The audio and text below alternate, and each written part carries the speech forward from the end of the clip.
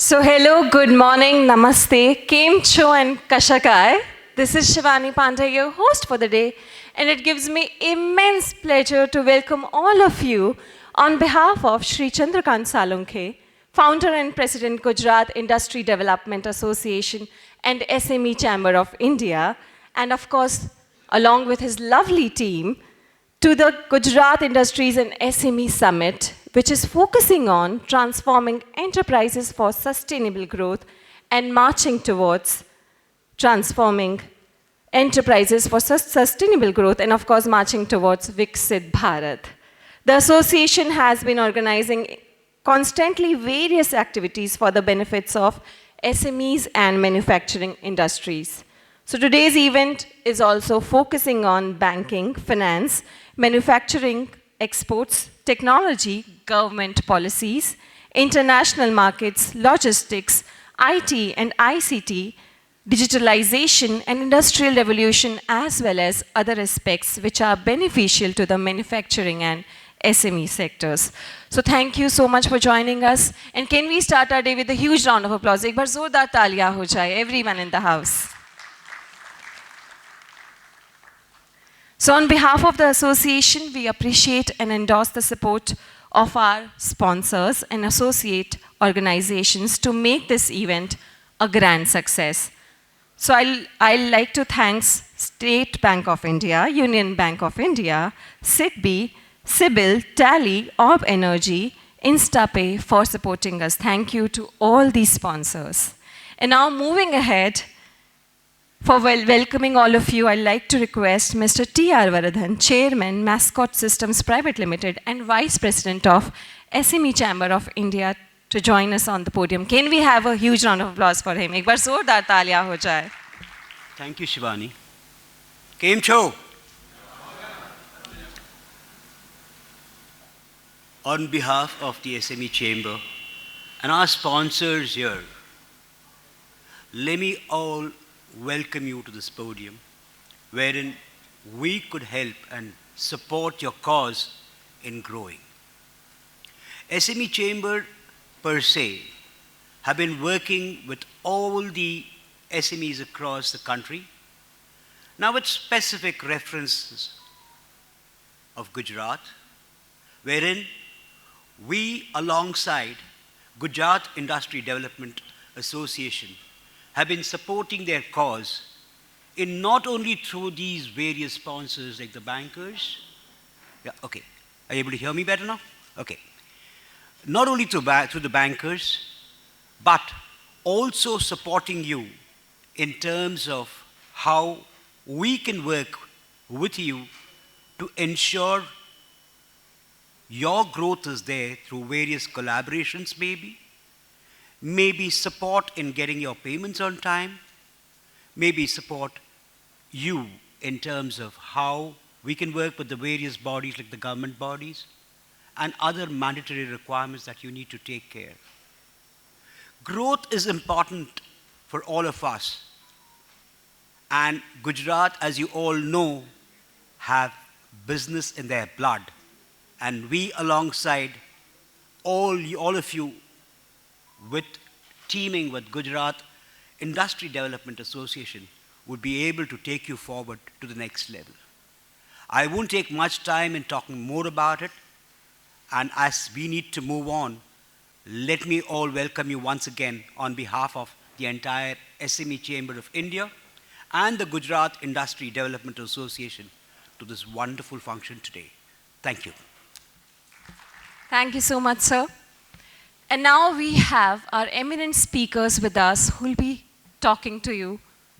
So firstly, please put your hands together for inviting Mr. Nitin Kumar Parekh, Chief Financial Officer, Zydus Life Science Limited. And he'll be discussing on the topic, transforming the enterprises for envisioning and achieving business growth. So can we have a huge round of applause for Mr. Nitin Kumar Parekh? Ek baar zordar taaliyan ho jaye. Hello. Now I can also feel that you people are hearing. So as I said, transformation requires dream, it requires vision, it requires action plan, it requires strategy. And ultimately, the proof of your strategy having substance, is in terms of achievement, success. Based on my experience, let me talk a few things related to that. Well, all of you are part of SME, and therefore you know the contribution of MSc, SME, small and medium enterprise in GDP, in employment, in manufacturing is significant, with almost 30% of India's GDP, 45% of manufacturing output, 40% of exports.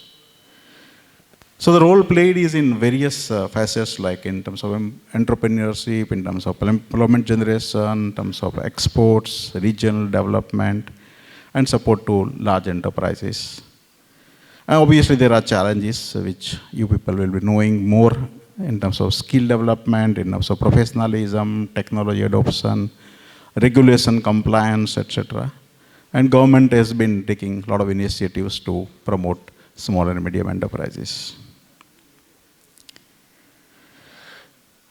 As in the beginning I mentioned, transformation, and there are few quotes from very well-known personalities here talking about what transformation actually means. I don't want to read out all of them, but let's read the first one. Your transformation will be hard. It's not an easy process, right? You will all feel frightened, messed up, knocked down. Yes, you will want to stop. Yes, it is the best work you will ever do. So it's not easy. It requires strenuous efforts, requires dedication, requires devotion, requires consistency, and an attitude of not giving up at all under any and all circumstances. Journey of growth. I've been part of small, medium, and large enterprises in my almost 40 years of career, and have learned few lessons and would like to talk few of them right now. And three things I will be talking about when I talk of journey of growth. Business growth, what I have learned about the business growth and what you should be doing. Raising of funds, which is fuel for the growth. And third, managing cash flows. So let me begin with business growth. I call this is a ABCD of growth, where A stands for ambition, B for big picture, C for courage, and D for daring. You all would be knowing that when Dhirubhai Ambani put up polyester yarn manufacturing plant in 1980 in Patal Ganga, the capacity of that plant was bigger than the total demand of polyester yarn in the country. Or when our chairman Pankaj Patel put up large pharma plant in Moraiya, people were questioning the size of the plant, that how such a big plant is required in India. But both of them had global visions, and therefore, when you plan your business, when you plan your manufacturing, when you plan your canvas or do your planning or strategy, you don't have to restrict yourself to local or India. Consider globe as your market. And that is the way big picture actually gets portrayed and later on achieved. But business requires courage. And a large part of courage actually comes from your conviction about your business idea. How convinced you are that yes, you have a compelling business case with you, that itself gives you courage. Having said so, there is always a risk. But risk hai to isk hai. So without risk, you can't progress. Ups and downs are part of business. And you need to have the courage and conviction to continue your journey of growth amidst all the odds. Then I have 4 P's of growth. First P stands for passion. How passionate you are about your business. Would you live it with some difficulties here and there? Or you would continue marching ahead with your business idea no matter what circumstances are? And if there is enough of passion, the perseverance automatically gets ensured. The perseverance means continuing with that. Times will be difficult. Raw material prices can shoot up. Power cost will go up. Competition will increase. Technology can become obsolete. And the business models also may be questionable. Amongst all these odds and difficulties, do you have the enough of perseverance to still continue towards achieving your business goal? Third P is for people skills. All the successful entrepreneurs are great HR managers. They know people skill. They know how to manage people, how to motivate people, and how to ensure that the end result of team is much more than the individual sum of all of their efforts. That's the team power. And in Zydus, we say, we build people to build our business. That's the Zydus slogan. And the fourth P stands for profits.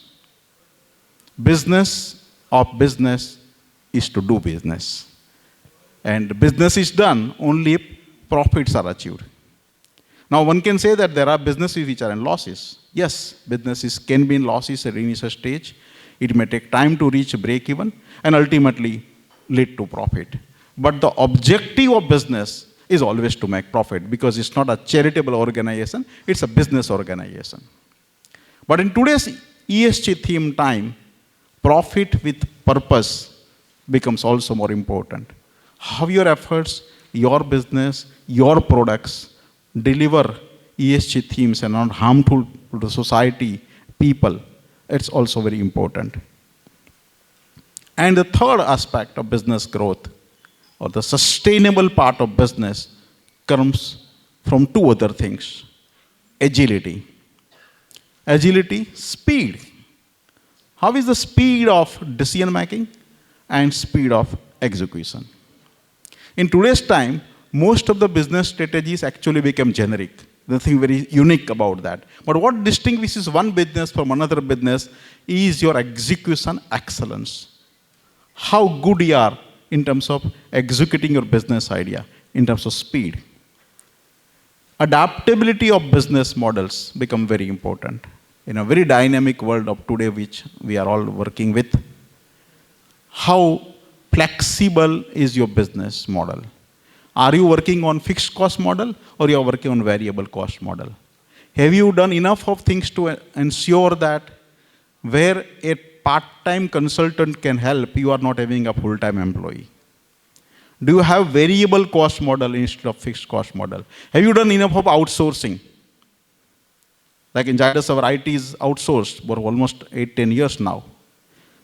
Accounting practices can be outsourced. Supply chain can be outsourced. HR can be outsourced. Why do you need to have all the people full-time with you if you don't have enough of work at their level?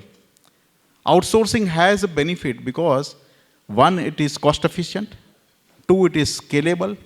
And third, it's also giving you the required domain expertise, which as a small business person, you may not be in a position to afford.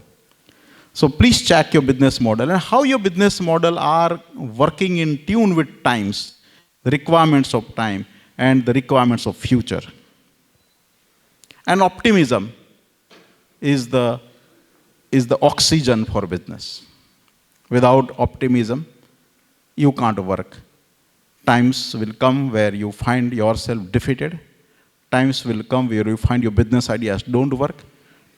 Times will come where you find that competition has all of a sudden reduced prices by 10% and your margin itself is 5%. What do? These are the realities of life, of business, and only with optimism you would be able to continue your business growth. Let me talk about raising of capital.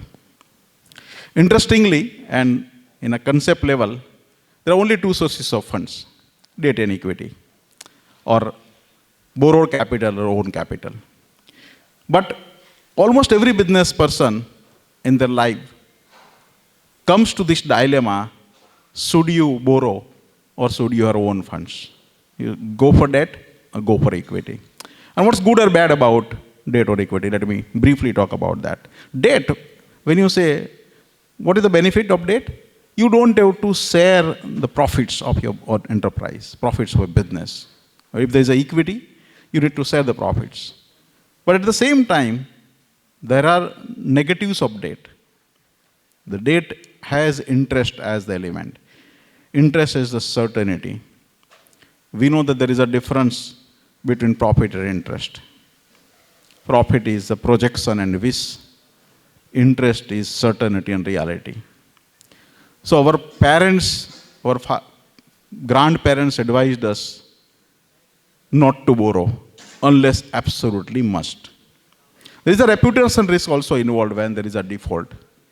So you need to borrow only if you think that you have business which is like an arithmetic business with 90% certainty, return on capital employed is more than the cost of debt, and therefore you can very easily repay the capital and also pay the interest. And we are talking of people who want to pay. We are not talking of people who would consider bank loans as non-repayable capital. We are talking of people who want to pay. And when it comes to equity, there are many pros and obviously some cons. It is a very important source of growth capital.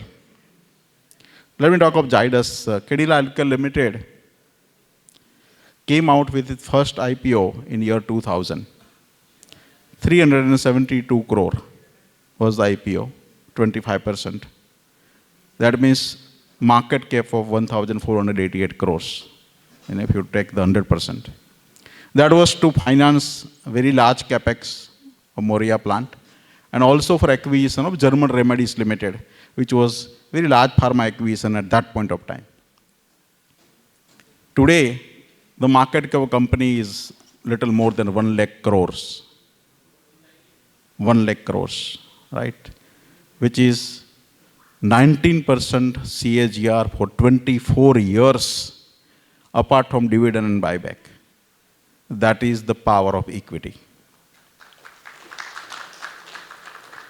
Equity also gives you ability to take risk calls because you are non-repayable capital. That doesn't mean that you are not responsible, but you don't have tension. Like there is an installment due next month and you want to plan some capex, you will be obviously constrained. You say, what about the payment? I will be defaulting in that case. The equity that way gives you a peace of mind in terms of ability to take large risk calls. Look at the startups world. Most of the startups actually can work only on equity because they burn a lot of cash. And debt may not be actually feasible because there are not going to be profits for a foreseeable future. There may not be monetization roadmap also very clear for many of the startups. And therefore, all of them actually depend on equity. While there are no obligation of repayment, the cost of equity is not supposed to be considered as zero. While there is a specific cost of debt, the implied cost of equity is much higher than the cost of debt because there is a risk involved. The equity sellers therefore expect much higher return on equity compared to the providers of debt capital. And there is also governance involved, more governance if there is a listed company. There are a lot of obligations as per stock exchange and SEBI requirements. Third, managing cash flows. I think all of you understand there is a very important difference between profitability and liquidity. What when EBITDA and what is in cash. And the reason most of the, let's say, FMCG companies command higher P multiple than, let's say, industries like steel and cement is because of their large free cash flows and higher return on capital employed. That allows you to get them a premium in terms of the P multiple.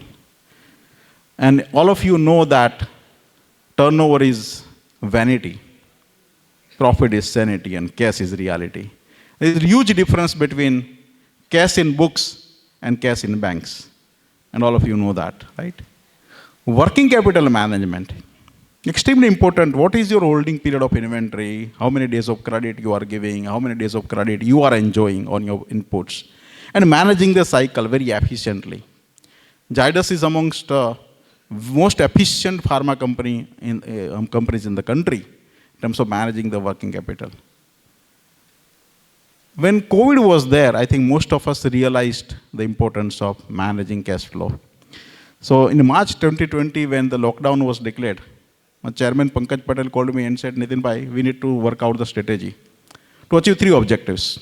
What are the 3 objectives? First, we need to ensure continuity of business operations. Business should continue. 2, conservation of cash. And 3rd, rationalization of cost. And I'm happy that all 3 of them we were able to achieve. What we decided, we established what we call liquidity management office immediately. In a very formal, structured manner. We decided 5 priority payments. First, payment for raw materials and services. Payments to employees, loans only for medical emergencies, not for other loans. Payment to suppliers like transport, insurance, packing materials, etc. Then looking at government or statutory obligations like GST, income tax, etc. And the fifth was repayment of installment when due or payment of interest.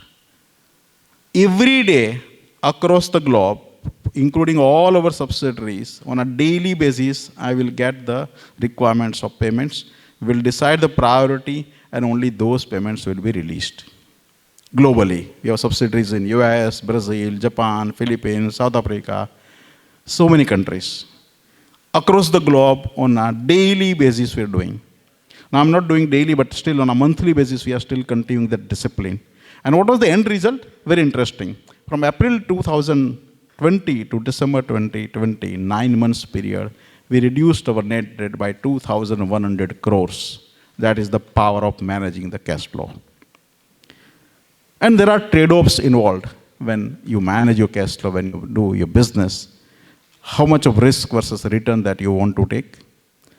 Do you want to grow in organic or inorganic manner? Do you borrow in rupee or borrow in foreign currency? Do you want to do short-term borrowing or do long-term borrowing? Especially when the interest is likely to change. We believe the interest rates are likely to go down in India. It's a matter of time. And therefore, having a fixed interest rate for a long term will not make sense. Correct? So that's the kind of trade-off you need to decide.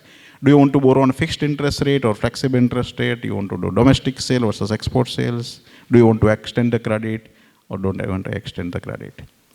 These are just some illustrative, list. And some lessons that I've learned over a period of time. One for you as a business person, trust yourself and your instincts. Leap of faith situations are very common in business. All of you must have encountered or will encounter in your life. Embrace change with open arms.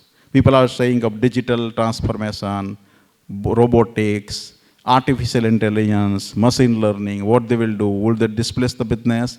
Would they make the business models obsolete? Yes, any of these things are possible. How prepared you are. By talking negative, by disapproving them, by shutting your eyes, you will not achieve anything.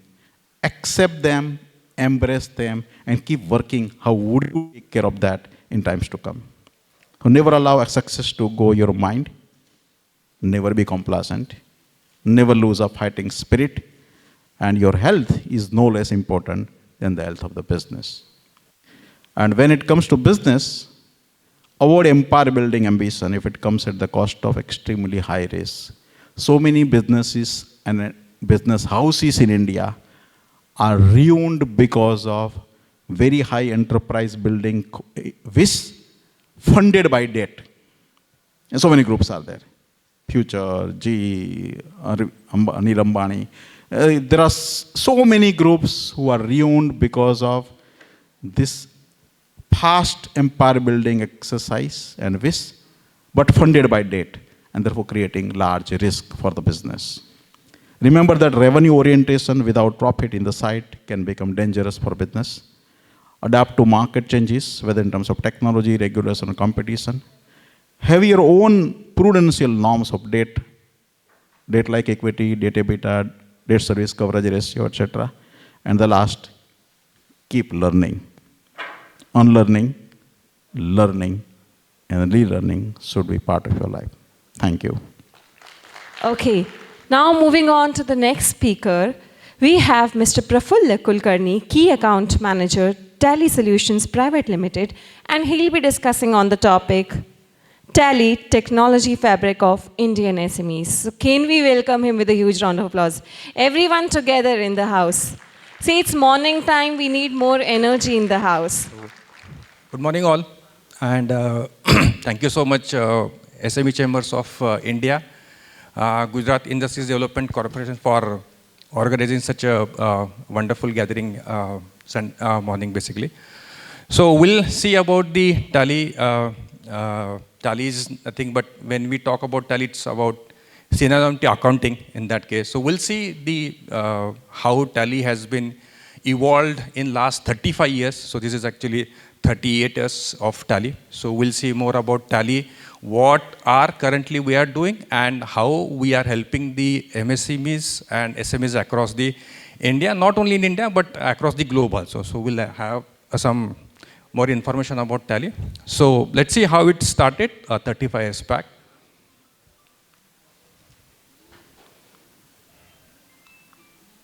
Sorry. So we have small AV for Tally. So we'll see. So I think Business successful. Bright minds, big vision, big actions. But what does it take to transform lives?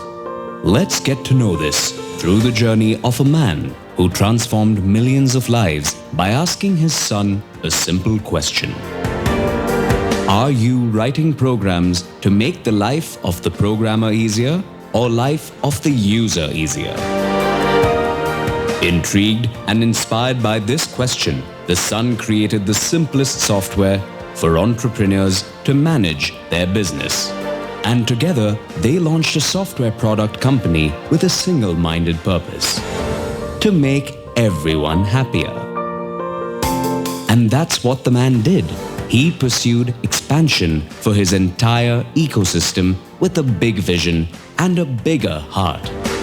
Following his vision, the company today serves more than 7 million users in over 100 countries of the world, with the support of 30,000 partners.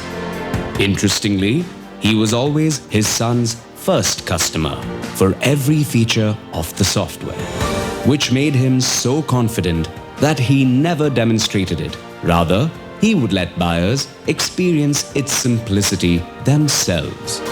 Today, 35 years later, the largest Indian software product company continues to march on with the blessings of its founder, Mr. Shyam Sundar Goenka, Tally's beloved Papaji. His purpose, passion, and belief set a strong foundation for the future, motivating Tallywalas every day as they move towards their destiny of building a connected world for entrepreneurs across the globe and transforming lives through the power of simplicity.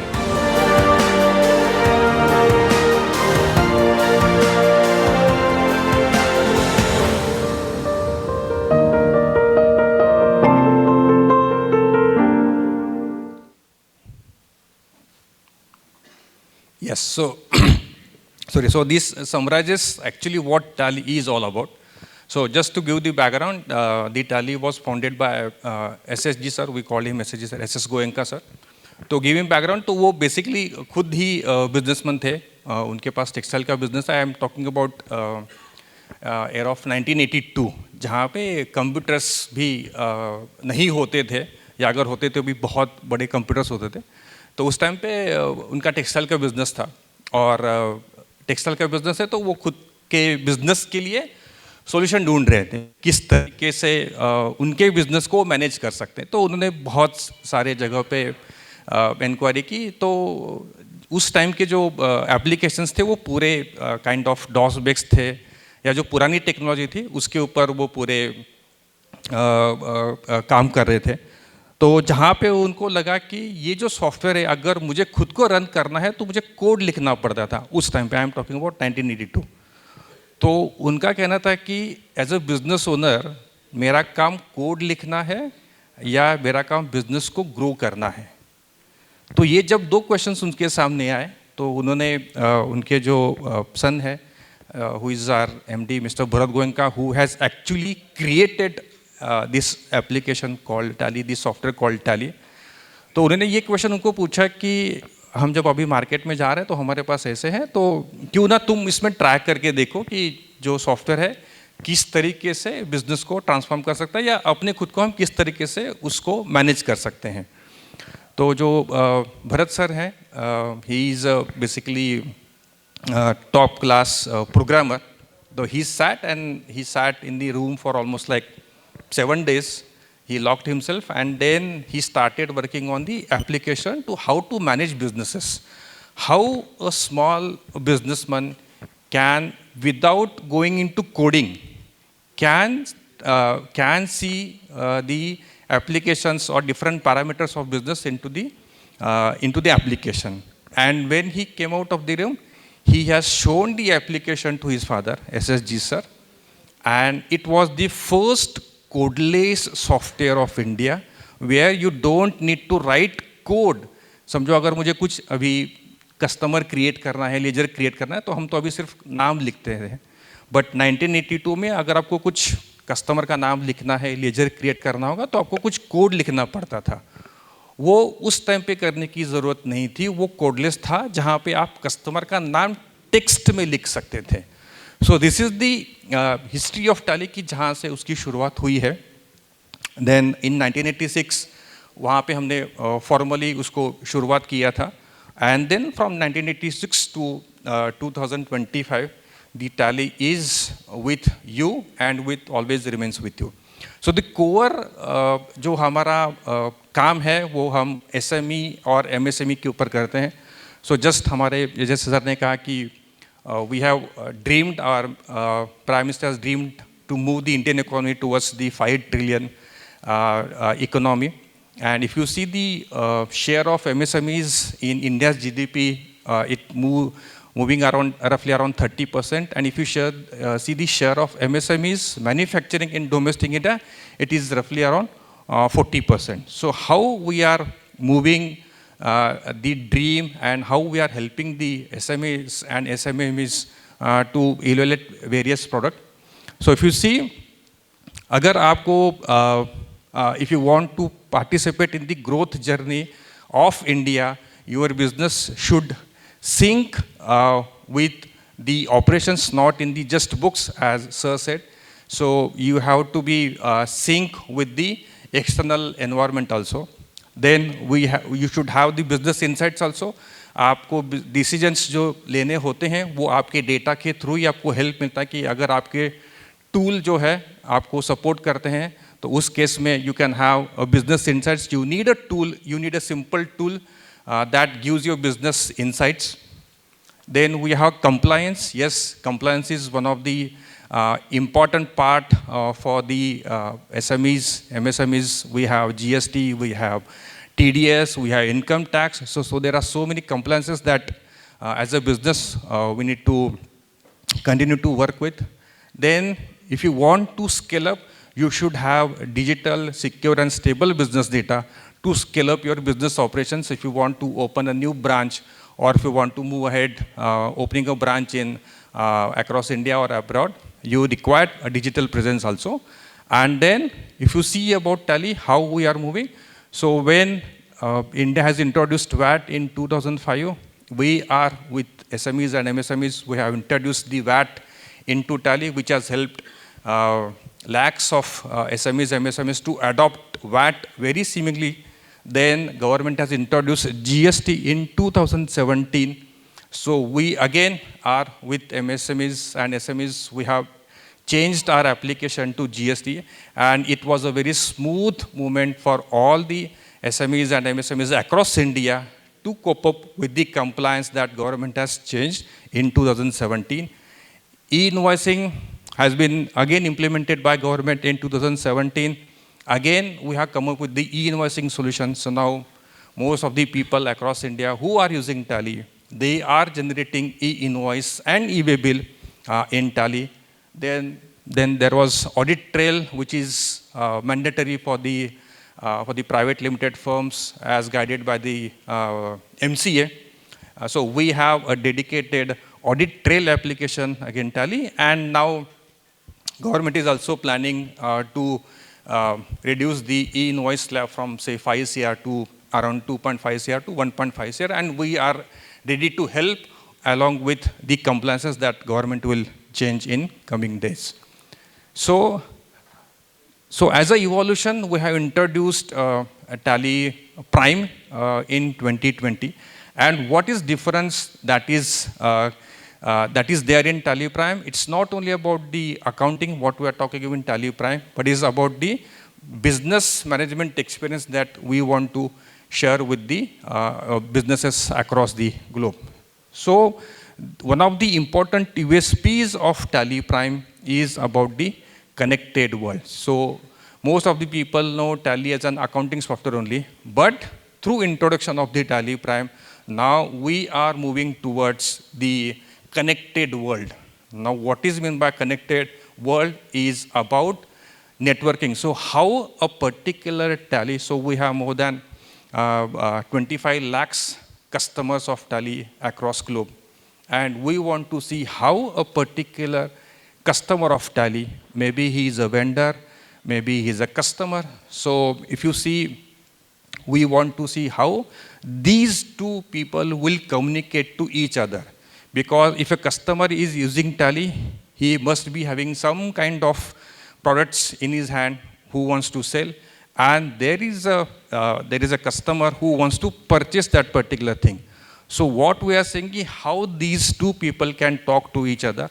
तो अगर मेरे पास एक vendor है, okay, और एक मेरे पास customer है, तो अगर कस्टमर जो है उसके टैली से अगर पीओ रेज करता है, तो how that PO can be directly come to the vendor and it will be automatically get punched as sales order into Tally.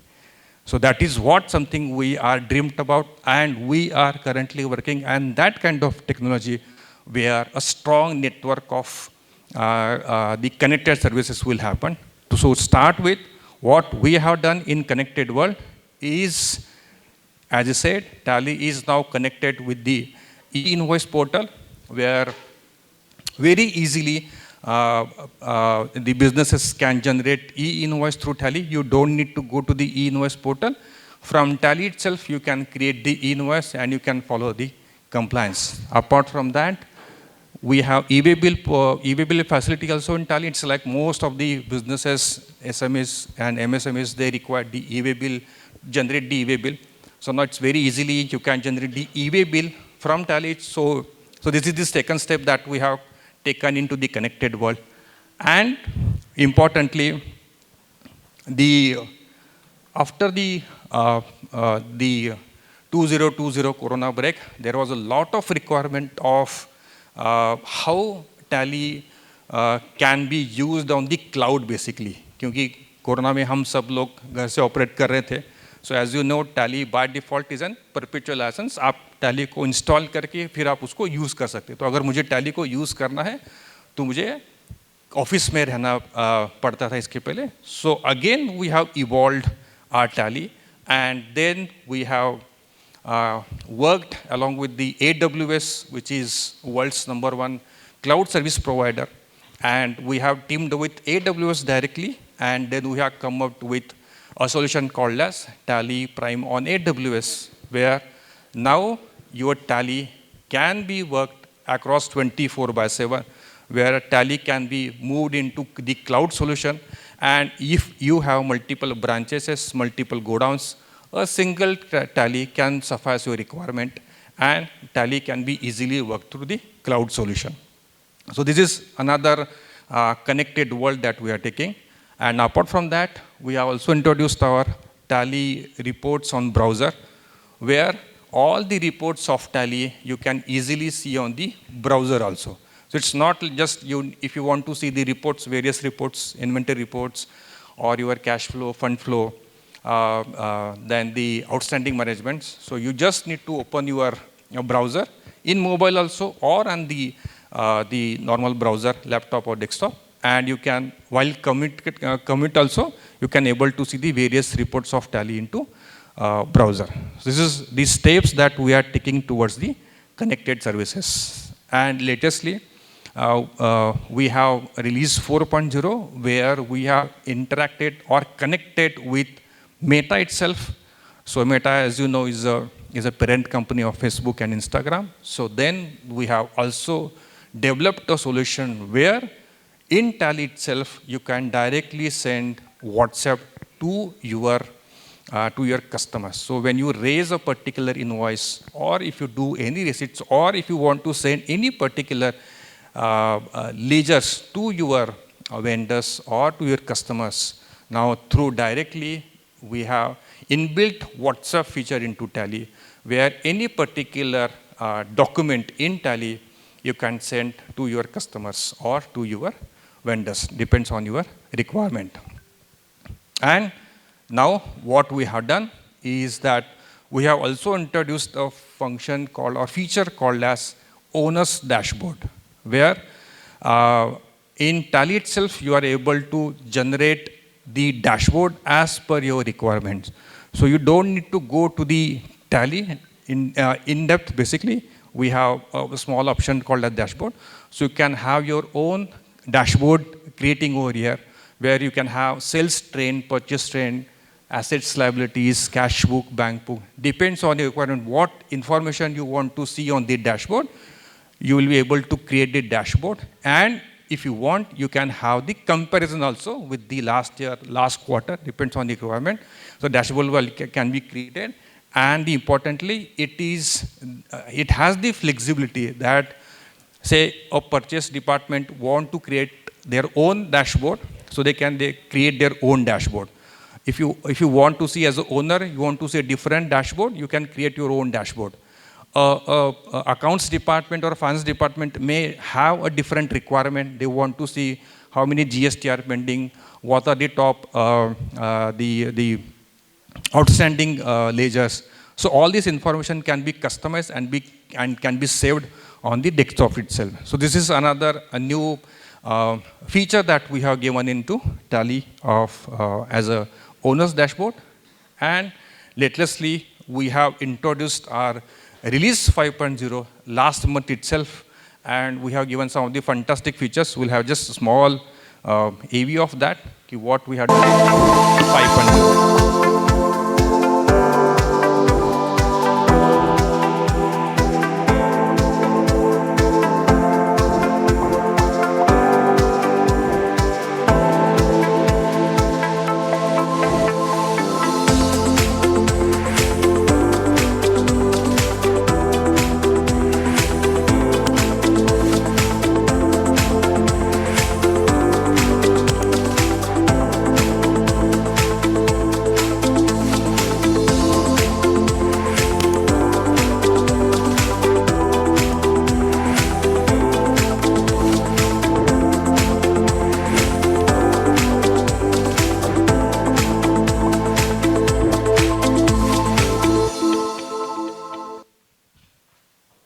Yes, so this is our latest offering, Release 5.0, which have just released 12th of September. It's like 1 month young baby for us.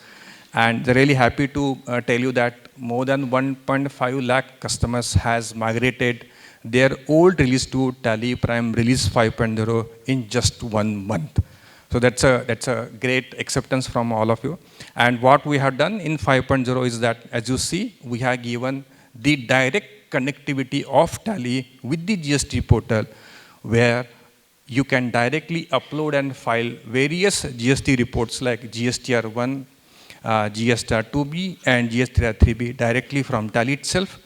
And even we have created a new report called as ITC report, ITC claim reports, where it's very challenging for the SMEs and MSMEs to understand what is the ITC that will be available to them at the monthly basis, basically. So we have created one report, so that will definitely share how that will really be beneficial to all of you.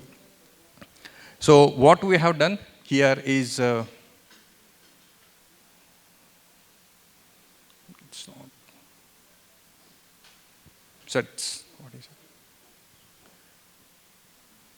yeah.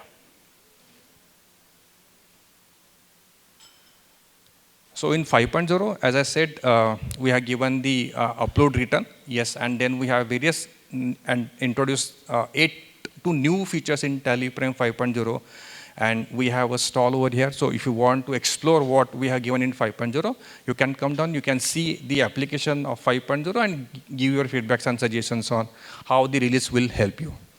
So it's about not only about accounting. So we have customer management into Tally, where you can have invoicing to the collection. Then we have complete supplier management that is available into Tally, from procurement to payment. Then we have banking transactions. This is one of the most required from the business fraternity, where you can import the bank statement for your regular banking reconciliation process. So that now we have given into Tally. So as I said, you can do the email and WhatsApp directly from Tally Solutions to your vendors and customers. We have created dashboards as per your requirement. You can create your own dashboards into Tally. And we have also given the QR code. If you want to, if you are creating an invoice, then the automatic QR code will be get generated, and it will go to the customer, and customer can directly pay using the QR code, which will shorten your the outstanding management. And then we have something called as inventory optimization that will really help all of you. And we have again a save report option. Okay, so what we are doing in upcoming release is that we'll come up with our new release in the month of February, March, where we'll give the auto backup facility, where you can store your backup on into the cloud itself, and we'll connect with multiple banks through Tally, and we'll have a connected banking experience into Tally, which is the roadmap ahead for us. Tally is basically work on the 4 basic principles: simplicity, fast, flexibility, and reliability. These are some of the core values of the design principles of Tally. So if you want to, as I said, if you want to experience new release, we have stall over there. So you can come and give your suggestions and feedback. So thank you so much. Thanks.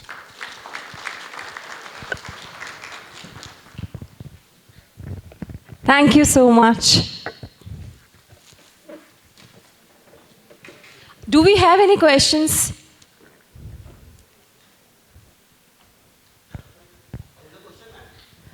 Okay, there.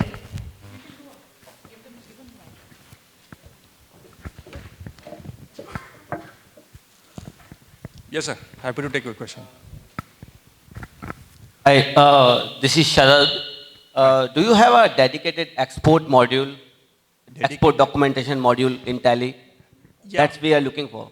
Yeah, we'll have that particular. It's not Because available. pastly when we have tried for that, there are so many kind of documents, Okay. and it's really tough to synchronize all the things in Tally. So that's why.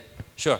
So it's right now not available by default, but we can have various customized models available into Tally. So Okay, so we can see that. customized product is there. Yeah, so that is available. Oh, yeah. So we can discuss it out. In detail, we have the export model available. Oh, yeah, thanks. Any more questions? Hi, this is Vinod. I just want to curiously understand one thing. How the Tally name came into picture? Like how they invented these things? So it's nothing special actually. As I said, SSG sir जो है उन्होंने जो हमारे creator है Bharat sir उनको application बनाने के लिए कहा था. तो एक्चुअली आप देखेंगे कि जो नॉर्मल अभी हम टैली कहते हैं उसको, बट इम्पॉर्टेंटली होता है कि हम कह सकते हैं कि जब का ट्रायल बैलेंस जो होता है वो मैच होता है, जिसको कि हम टैली कहते हैं. वो जब तक आपका मैच नहीं होता है तब तक आपको कंफर्टेबल फील नहीं होता कि हाँ ये सब कुछ जो फिगर्स हमने किए वो सही है क्या नहीं है. तो वो टैली जो है ना, वो टैली वहाँ से Okay, coming to business question, recently MCA has given one notification to take a daily backup on the local server. So the last feature which you are told, is it the same one? Yeah, so already we do have the auto backup facility available into Tally itself. So it's just that we need to do the manual backup. Yeah, you need to go to Tally, and we have given option of taking backup. So after taking backup, you can restore into the application or desktop or laptop, whatever you have. What we are talking here is about the automatic backup. Okay, so you don't need to do the manual intervention. So you can set up a particular date and time and schedule. So as per your requirement, the automatic backup will happen either in your system or as per your cloud definition. So if you want to take the backup on the cloud itself, you can take the backup. So that is something that the roadmap ahead in the month of February, March. Thank you. Thank you. And now we have Mr. Puneet Palanand, Senior Manager Director to Consumer, TransUnion CIBIL, and he'll be discussing on the topic easing credit availability with CIBIL MSME rank. So can we have a huge round of applause for him? And for Once again, good morning everyone. Firstly, I would like to extend my gratitude to SME Chamber of India and Gujarat Industrial Development Association. Through this session, I am aiming to provide you the credit insight, the CIBIL insight, and the impact of it in your loan journey. I believe this does not need any introduction, and all of you are aware what is CIBIL. However, those who are not aware, I would like to break it down to you. CIBIL was founded in the year 2000. It is India's first credit bureau. We collect and share information with the lending institution, basis which they are able to take informed lending decision. इसका मतलब ये है कि जो lending institution borrowers की credit history या borrowers का data जो collect करते हैं वो हमारे साथ share करते हैं, and basis our analysis we provide them a credit information report, जिसके आधार पे वो आपका loan sanction या rejection का decision लेते हैं. So since we have understood what goes into a CIBIL rank and company credit report and what are the areas that are displayed out of it and how it can be useful, let us see what are the benefits of the CIBIL MSME rank and CCR for MSMEs. So अगर आपका CIBIL rank 1 से 4 के बीच में, which is considered to be a healthy rank, then you will be very much confident. You can go to the banker, you can negotiate with the banker, you can vouch for a healthy interest rate, you can also vouch on a collateral coverage considering that you are in the CMR 1 to 4. Secondly, if you are submitting your file for a project or for a tender, you can also submit the CIBIL rank report, which would showcase your repayment behavior, which showcase your creditworthiness, which would give you an upper edge from the others who have submitted the report. Lastly, if you do self-monitoring or you consistently check out your CIBIL rank report, it would help you to know the business health, that is the business credit health, like how we have a health checkup of us, it would be like a health checkup of your business. Few of the places where we have seen that CIBIL rank has been accepted, a healthy CIBIL rank of 1 to 3 has been accepted by the banks and they are providing concession on interest rates. Just a second. Let us see how MSME is testifying the benefits of CIBIL rank. Can you have the volume? Few of the common credit myths that we hear in our day-to-day basis, just would like to give clarifications on the same. Firstly, checking my CIBIL rank, CIBIL MSME rank repeatedly will negatively impact it. No. Checking your CIBIL MSME rank would help you to understand how is your business health, how can you grow. It would allow you to keep a check on your credit profile. It would not impact it negatively in any which ways. CIBIL can change your data. Definitely, we cannot change data. We are not authorized to change the data. We can change that. We cannot change the data unilaterally. The lending institutions or the banks or the NBFC, they need to inform us if there is any particular changes with respect to their borrowers, and then we can take this forward. Or the borrower finds out if there is any kind of information which that has been it's not correct, it's incorrect information that has been passed down due to which his CIBIL is impacted. He can raise a dispute with us, with CIBIL, and we will reach out to them to resolve the same.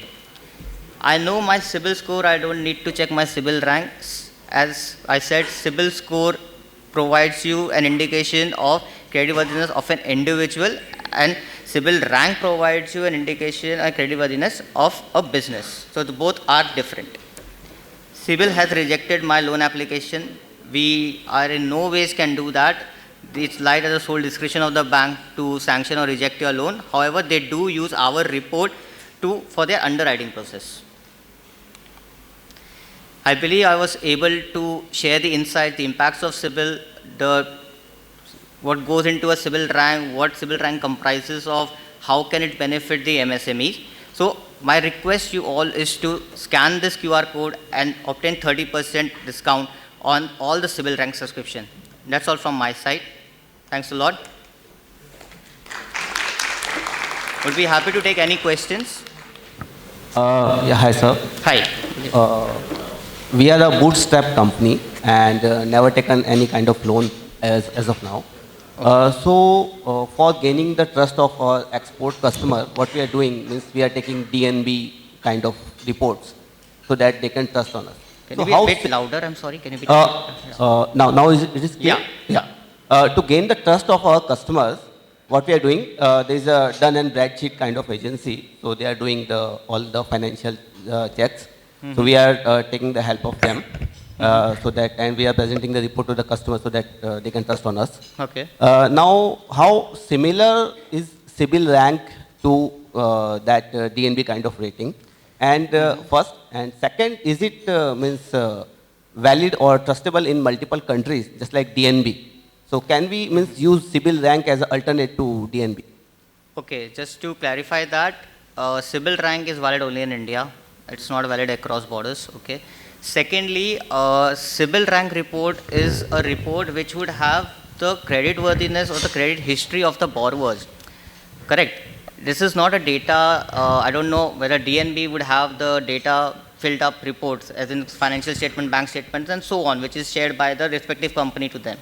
Here, we receive the information from the bank itself. They need to report to us the credit history of their borrowers on a monthly basis, which is now as per the RBI has been reduced to 15 days. And that is the information that is analyzed and basis that the report is provided. So there is no other alternate data that is in this report. Thanks. Yep. Any more questions?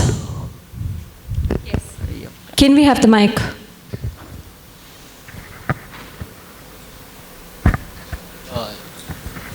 Look, Yeah. is the company credit report equivalent to the external credit rating agencies like CRISIL and all? No. Rating agency is basically they provide you the credit rating basis the details that you submit to them. Similarly, a financial statements that is there, the director's statements that are there. CIBIL is a credit bureau. If we have a credit rating done by the third, like CRISIL or something else, so we don't need the company credit report in that case. I'm sorry? If we have the credit rating report from the CRISIL or CARE or whatever, the banks which are approved by the banks. Mm-hmm. So does the company credit report have an additional benefit or is the similar one? Definitely, a company credit report would showcase your credit worthiness of an entity. So as I explained in the earlier slide, the benefits to the MSMEs is basically you will be more confident when you know that what is your CIBIL rank. If it is a better CIBIL rank, you will be more confident to approach a bank for a loan. You will be loan ready. You know what are your facilities, how is your repayment schedule. You can also submit it to other companies where you're aiming to get partner or where you are thinking of getting collaborated. So it's kind of a, you can say, healthy profile check of your business. Thank you, sir. Any more questions?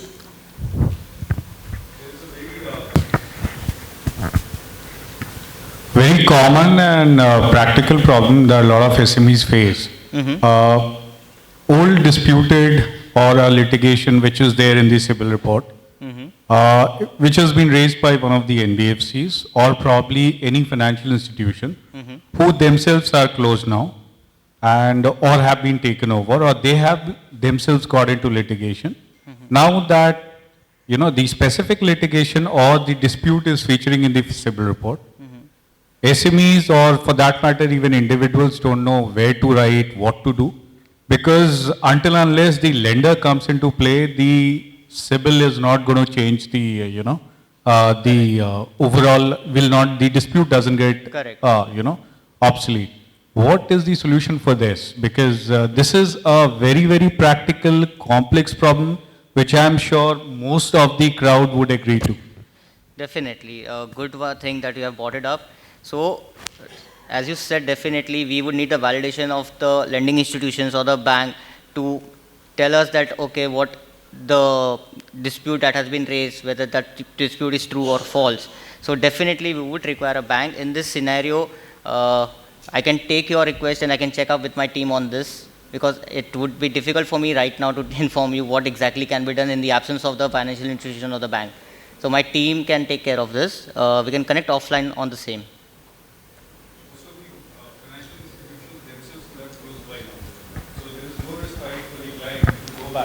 Or they have been taken over? See, definitely, I understand your point. But CIBIL, also as the credit bureau, cannot make any changes on its own, right? We would need quicker validations of the bank. That's the main reason. But nevertheless, I would definitely take this point with my team and we'll discuss it.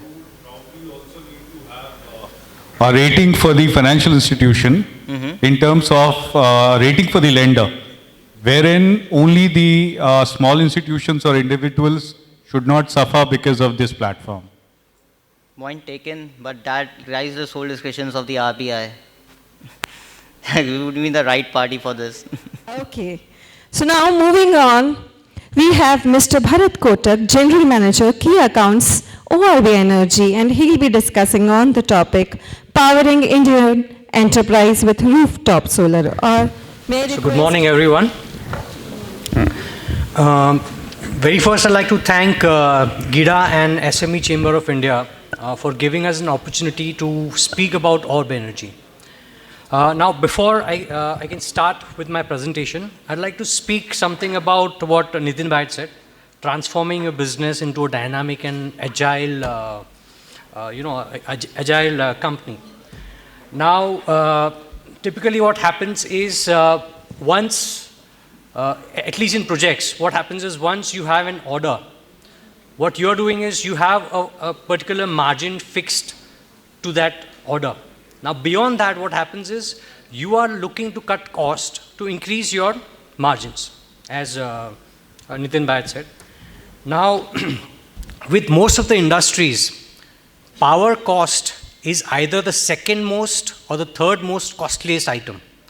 And this typically is always ignored, irrespective of, most of the times it is ignored unless, there is somebody in the company who knows how the power industry works or how to tackle certain issues as far as power is concerned.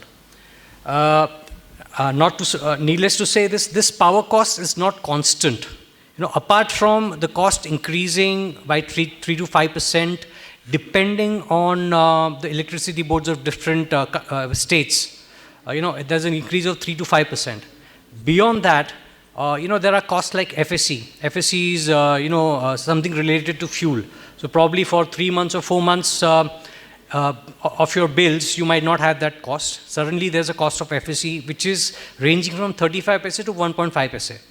And as far as your costing is concerned, power cost has never been a fixed one. So it's always a challenge, at the end of the year when you're starting a new financial year as to how to consider what a percentage of power should be considered in your costing. Coming back to the focus on how to mitigate these increasing costs of power, one of the best ways to do is solar. So I'm going to speak about how to mitigate that power with help of rooftop solar and in future also through ground mounted solar.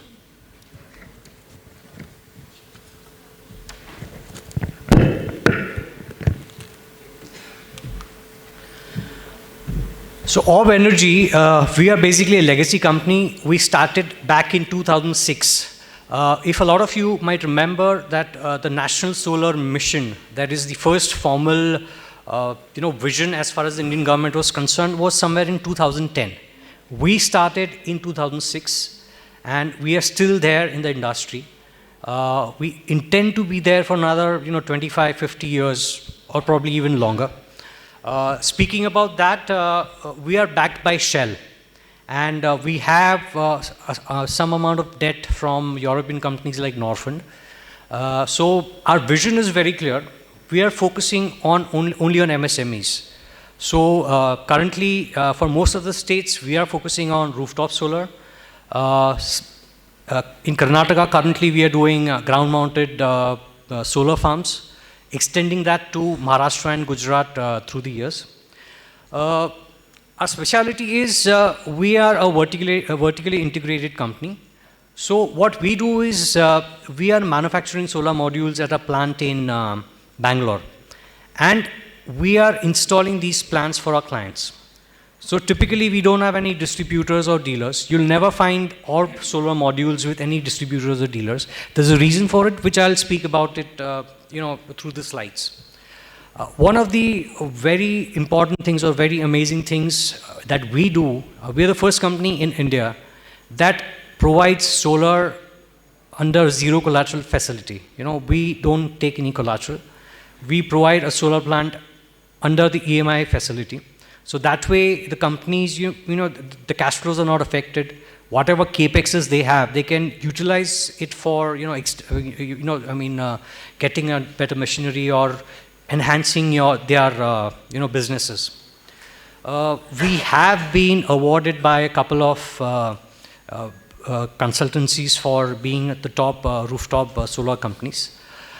As we speak, as of today, we have installed more than 150,000 solar plants. That includes residential, small commercial, industrial, and farms. Close to 300 megawatt we have installed. And if you speak about MSMEs, it's around 12,000 CNI systems that we've installed. Currently, we are available across 10 states. We're slowly expanding. We are not aggressive, rather aggressive is the wrong word, but we are not in the rush to expand our footprint across India without realizing the pitfalls of it. So we believe to be a bit slow because we are basically a service-oriented company. As I was talking about being ranked in this current year, we've been ranked by JMK Research as number 3 as far as Indian solar rooftop company is concerned. Back in 2021, one of the solar plants that we had built got the best solar rooftop plant award. This is a snapshot of the report that there is. As you can see, we are number 3. It's not an easy task. It's not just installing a solar plant. A lot goes into it. What is happening today is, solar is an industry where there are no barriers. Anybody with a little bit of very minimal capital or some amount of electric knowledge can start solar plants. It's not that. It's much more technical, and there are a lot of safety things that need to be taken care of. This is the 12,000 systems that I was talking about. Focusing, our company has various departments from residential, small commercial, industrial, and then there is CNI. So I'm looking after CNI for the states of Maharashtra and Gujarat. So when we say CNI, we are doing plants of 100 kilowatt and above. Now this is a plant in Bangalore. The current capacity of the plant is 80 megawatts.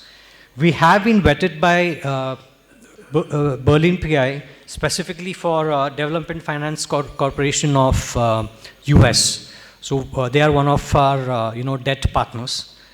So if I have to speak about the quality of manufacturing that we are one of the very few companies, not the topmost, but definitely the top 5 as far as the technology is concerned, the latest technology, the qualities and everything. So when I was talking about being one of the top manufacturers in India, till now we were manufacturing a 450 watt peak monoperk solar module of the size 1 by 2 meters. As far as 450 watt peak modules is concerned and the size I was talking about, we are the topmost. We are giving an efficiency of 21.3%. You can check it on this MNRE list called ALMM. If you check all our industry colleagues, what we make 450 at 21.3, nobody is making. So now let me come to the point how we are helping MSMEs, transform their industries into solar, and that leads to a significant amount of cost saving as far as the power cost is concerned. As I was talking about, our special zero collateral finance scheme. Now, what typically happens is every industry at the start of the year they have a capex budget, or sometimes they don't have a budget, and as far as power cost is concerned, I was saying there is the least amount of focus given how to control the cost. Now, typically the biggest problem lies is, पैसा कहाँ है यार, capex इसमें solar में डाले या अपने धंधे में डाले, धंधे में ज़्यादा पैसा मिल रहा है. So now we are bridging that gap. What we do is, based on your financials, we are providing you a credit facility. We'll put up the plant. Of course, your financials have to be decent. We'll not work on any numbers that are in losses. So what we do is we vet your papers. There's a pre-approval given. Next stage is there are some more documents that are collected, and we have a team visiting the client. And within 7 days, the loan is sanctioned. And after the 7 days, from the 7 days, we start installing. And within 45 days, the solar plant is installed. And mind you, the EMI that you are paying for this solar plant is 20% less than what you'd be paying for the commensurate generation from the solar plant. So, I mean, the interest rate is 12%. Even after that, you are paying 12%. You are saving 20 to 30%. So that is where the clients, the industries are very happy. From their angle, capex बच गया हमारा, हमें electricity grid को कम पैसा देना पड़ रहा है उतना electricity का.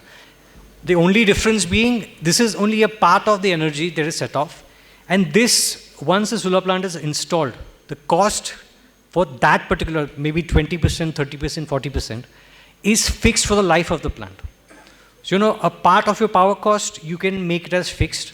It helps you in better planning or better costing and everything. Typically, the paybacks are around 3 to 4 years. The pure cost from the solar plant is between 2.5 rupees to 3.5 rupees, as compared to what you would be paying today, around 8 to 10 rupees to any any electricity grid. Now, how do we differentiate? Why, when I said we are very different, how do we differentiate ourselves? Very first thing, we are module manufacturers. We are not supplying our modules to any dealers or distributors. So typically, when you are installing a solar plant from us, you are getting built from us. From the module manufacturer, we are building it to you. The industry norm currently is you have a lot of EPC players. They are buying modules from dealers. The dealers are buying the modules from the module manufacturers. So there's a huge change involved. Now tomorrow, let's say 5 years down the line, due to some reason, you need to change your modules. You try approaching one of these module manufacturers, it's going to be a big headache. At our end, all you have to do is call us. Within 48 hours, there's somebody from our end coming to your location. In case there's a problem with the modules are changed. Even after that, there's no solution. We give you more modules to ensure that the power and the consumption requirement is met. Of course, needless to say that we warranty the generation of power for the life of the plant, that is for 25 years. An amazing thing that has happened in the last few years after the JNNSM, that is the Jawaharlal Nehru Solar Mission, and after that, that the country came up with reverse bidding. Now, all thanks to that, even a solar rooftop plant, the cost has come down as low as 3 rupees. So it's basically a no-brainer. Like, why shouldn't you invest in a solar plant? When also the fact being that you don't want to use your capex, a company like ours, the only company can provide you that facility wherein your cash flows are not affected at all. So a rooftop plant will give you a payback of 3 years. A ground mount will give you a payback of 4 to 5 years. And with a ground mounted plant, what happens is you can take care of nearly 60 to 70% of your energy consumption. So now that is significant amount of energy that becomes a fixed cost for you. And you are insulated from the annual increase of the prices from the electricity grid. Not to mention the FSC changes, the fuel access charges and everything. Nothing of these are implied on solar. I already spoke about all this, but I'm just again going to tell you about this. I have our own manufacturing. We'll be billing the client directly. There's no third party involved. For the first year that you install, we give 3 AMC services free, where every 4th month there is an engineer coming, they're auditing the plant, and then they're giving you a report. One very important thing is we have an in-house IT team which has an app. Now this particular app shows you your daily generation, your historical generation, be it the last week, last month, last year, last 2 years, 5 years, with the financial calculations as far as, what have you saved till date, what has been your payback period, what is the power cost as of date. So it is all in a single app. The difference, why am I so insisting about this app is, typically when you're going in with other EPC players, they are providing you an app from the inverter manufacturer. The day you change your inverter manufacturer, your data is gone. You're back to square one. Sometimes they might give you a third-party app, which is probably free for the first 5 years. It's not typically free. The price has been, a part of the cost that they have already quoted you. After the 5 years, there are some arbitrary charges that you need to pay. With our plant, whether you take operation maintenance from us or no, this app is completely free for lifetime. Now, to add to that, we have a monitoring team back at our Bangalore office. It's a team of around 22 people who are monitoring all the plants that Orbis installed. Now, we are doing two things with that. One thing is, we want to know how our modules are performing. For us, that is very important because we are in the industry of manufacturing modules. One thing is, as I said, it is giving us a lot of data as to how our modules are performing, what different regions our modules are performing. Second thing, what we do is, through this monitoring, if at all there is a problem with one of our installations of our client, we will call them up, we'll tell them, hello boss, tera inverter dekh yaar, kuch lafda hai. Just have a look at it. If the operation maintenance is with us, we'll send a team out there. If not, this call goes irrespective, the client is with us for operation maintenance or not, be it 5 years, 10 years, this is the service we provide for the lifetime, which is for free. As far as pure commercial industrial plants is concerned, when I speak about plants more than 100 kilowatt, we have 1360 clients and counting. That's 280 megawatts. And the smaller ones, like anything between 10 kilowatt to 50 kilowatt to 60 kilowatt, we are around 11,000 clients. With every project that we've installed, what we do is at the end of 5 or 6 months, an executive visits the client, and we compare their bills. The previous year's bill for that for those months. I can't point it, but as can be seen, this particular client would be saving 62 lakhs annually after installation of solar. If you look at the bottom column C, the average amount he's spending now is 8,19,000 per month, as compared to 13,41,000 per month. So these are the basic advantages of solar. I'd like to end here due to paucity of time. If there are any questions, I can take. One question.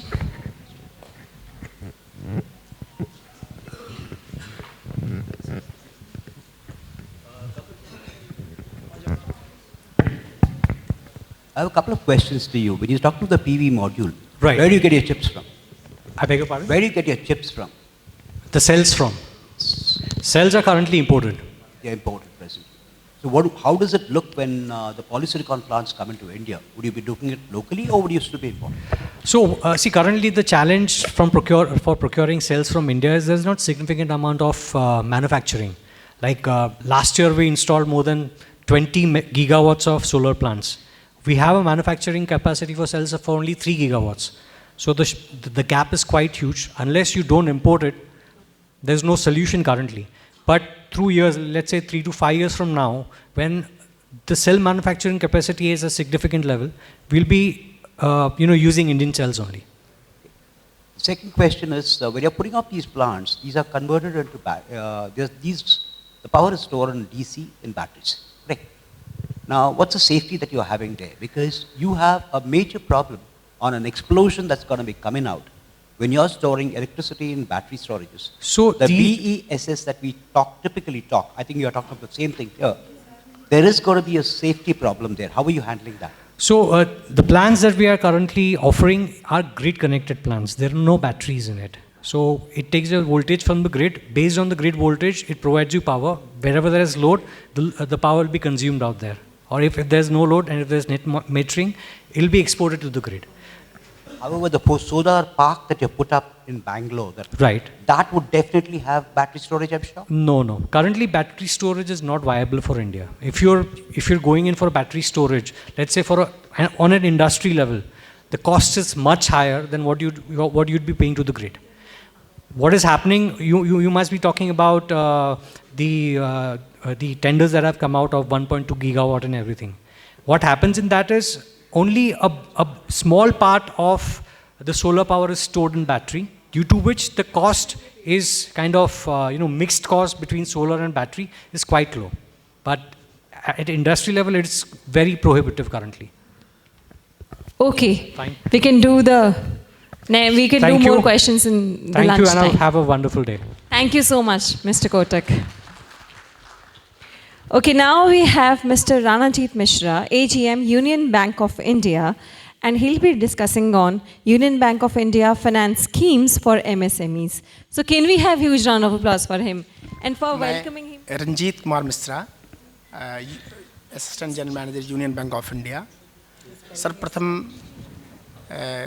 Gujarat industries association और SME summit में आप सबों का हार्दिक अभिनंदन वंदन नमन करता हूँ। ऐसे तो मैं बहुत छोटे गांव से बिलोंग करता हूँ, जहाँ बिल्कुल मैं जब स्टडी करता था तो वहाँ बिजली की समस्या थी और ज़मीन से जुड़ करके यहाँ तक पहुँचा और भारत के कोने कोने से काम करते हुए आज मुझे यहाँ बेहद खुशी मिल रही है कि मैं आप लोगों के समक्ष इस पोडियम को शेयर कर पा रहा हूँ और इसके लिए बहुत बहुत धन्यवाद देता हूँ। मेरा व्यक्तिगत अनुभव ये है कि जब मैं 2006 में यूनियन बैंक ऑफ इंडिया को as a probationary officer join किया तो उस समय से लेकर के 2014 तक मुझे मेरा व्यक्तिगत अनुभव था कि मुझे 50,000 के लोन के लिए भी सोचना पड़ता था कि व्यक्ति को दें या ना दें। लेकिन 2014 के बाद जो हमारे हाथ में एक पावर दिया और एक विल की चेंज हुई कि हम ऐसे करके SME को आगे बढ़ा सकते हैं और इसमें बैंकिंग योगदान को बिल्कुल भुलाया नहीं जा सकता है और बहुत खुशी के साथ कहना पड़ रहा है कि more than thousands of sanction मैंने दिया है। 1000 से अधिक लोगों को 2014 के बाद 2021 तक मैं कंटिन्यूअस एडवांस किया और उसमें लोगों को जोड़ा और SME को ग्रोथ के लिए एक कार्य किया। इसमें ये मुझे कहते हुए बिल्कुल खुशी हो रही है, अपने अंतःकरण से इस बात को शेयर करने के लिए बहुत खुशी हो रही है कि यदि किसी एक एंटरप्रेन्योर को हम एज ए बैंकर एम्पावर करते हैं तो उसके साथ कम से कम 10 परिवार और भी जीते हैं, जागते हैं और सजग होते हैं और उन 10 परिवार का हमारे साथ ब्लेसिंग्स होता है। आज उसी ब्लेसिंग्स का कारण है कि मैं यहाँ तक हूँ। मेरे जीवन में एक छोटी सी कविता जो मैं क्लास 3rd में याद किया था, मुझे याद है, सूर्यकांत त्रिपाठी निराला का। कहता है कि बेटा अपनी माँ से पूछता है कि बेटा कि माँ जब दिनकर शाही डटकर मैं भी काम करूँगा, क्या वैसा ही ऊपर उठकर मैं भी चमक सकूँगा। दिनकर का मतलब यहाँ सूरज होता है। सूरज की तरह यदि मैं भी काम करूं तो माँ मैं भी उतना ऊपर उठकर चमक सकूंगा, ऐसे अपने बच्चा अपनी माँ से पूछता है। माँ का बड़ा प्यारा जवाब है और ये हम सब के जीवन में एक आमूलचूल परिवर्तन कर सकती है यदि इसको हम अपने जहन में उतारें। माँ का जवाब होता है कि यस बेटा, जब तुम काम करोगे तन मन हृदय लगाकर, अपने में विश्वास जगाकर, भय आलस्य भगाकर, शीघ्र सफल हो जाओगे, मन चाहा फल पाओगे, यश पाओगे, सुख पाओगे और विजय कहलाओगे। तब तो चमक उठोगे तुम भी, निश्चय दिनकर शाही, तुम्हें देखकर राह पाएंगे भूले भटके राही। मेरे प्यारे बंधुओं, मेरे पार्टनर्स, मेरे पैट्रॉन्स, एज ए बैंकर मैं आप सबों को मैं पैट्रॉन मानता हूँ क्योंकि आपके बिना बैंकिंग सुविधाएं संभव नहीं है। आप मेरे लिए उतने ही इम्पोर्टेंट हैं जितना जिस जीवन के लिए ऑक्सीजन की आवश्यकता होती है। आपके बिना हम बिल्कुल अधूरा हैं और इसी तरह से हम एक दूसरे के पूरक होते हैं। इसी सीरीज़ को आगे बढ़ाते हुए मैंने अपने कुछ प्रोडक्ट्स आपके सामने रखे हैं, आप उसे देखें और जहाँ भी ज़रूरत पड़े आप मेरे से कोई भी क्वेश्चंस कर सकते हैं। आगे बढ़ते हुए मैं सर्वप्रथम एमएसएमई प्रोडक्ट को, एमएसएमई का मेरा सबसे फर्स्ट प्रेजेंटेशन ये है कि हम अपने यूनियन बैंक ऑफ इंडिया को छोटे से व्यू में लेते हैं। यद्यपि मेरे पास कहने को आप लोगों के समक्ष कुछ भी नहीं है, लेकिन बहुत सूक्ष्म तैयारी के साथ मैं आपके सामने उपस्थित हुआ हूँ, जिसमें हम यूनियन बैंक ऑफ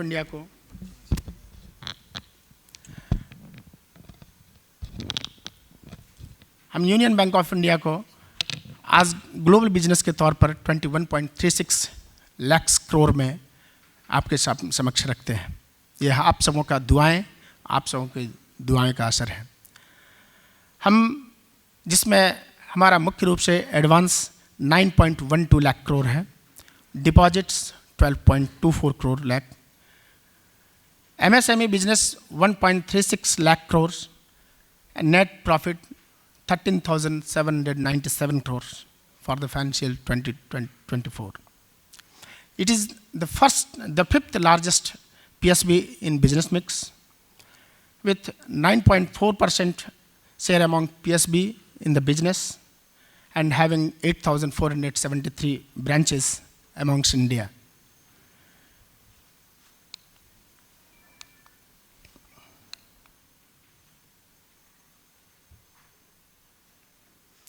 इसमें मुख्य रूप से हमारे प्रोडक्ट जो हैं एमएसएमई सुविधा, यूनियन सोलर जैसा कि सर ने अभी बताया, दूसरा Union Alankar, Union rent, Union Ayushman, Union equipment finance, Nari Shakti, Union Parivahan, Union textiles, stand up India, Union turnover plus, Union startup India, Union MSME superfast, Union professional, Union liquid property and Union progress.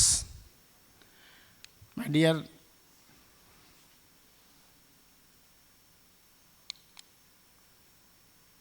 हमारे पास कुछ cluster scheme है जो area specific बनाए गए हैं, जिनमें से स्पेशली गुजरात के लिए, अहमदाबाद के लिए फार्मास्यूटिकल क्लस्टर है, जिसके यूएसपी दिए हुए हैं। इसके सबसे अधिक है कि रेट ऑफ इंटरेस्ट का हम 9.25% टू 10%, बिलो 10% तक हम किसी भी रैंकिंग में कर सकते हैं। CMR 1 to 4 होना है। कोलेट्रल मिनिमम 50% चाहिए। और सिमिलरली केमिकल क्लस्टर हैं। केमिकल क्लस्टर में लिमिट का कोई सीलिंग नहीं है, कहीं तक भी जा सकते हैं। रेट ऑफ इंटरेस्ट 9.25 टू 10% है। सिरामिक में जैसा कि आप देख रहे हैं कि सेम 9.25 टू 10% है। मशीन टूल्स एंड मशीनरीज, इसमें भी 9.25 टू 10% है।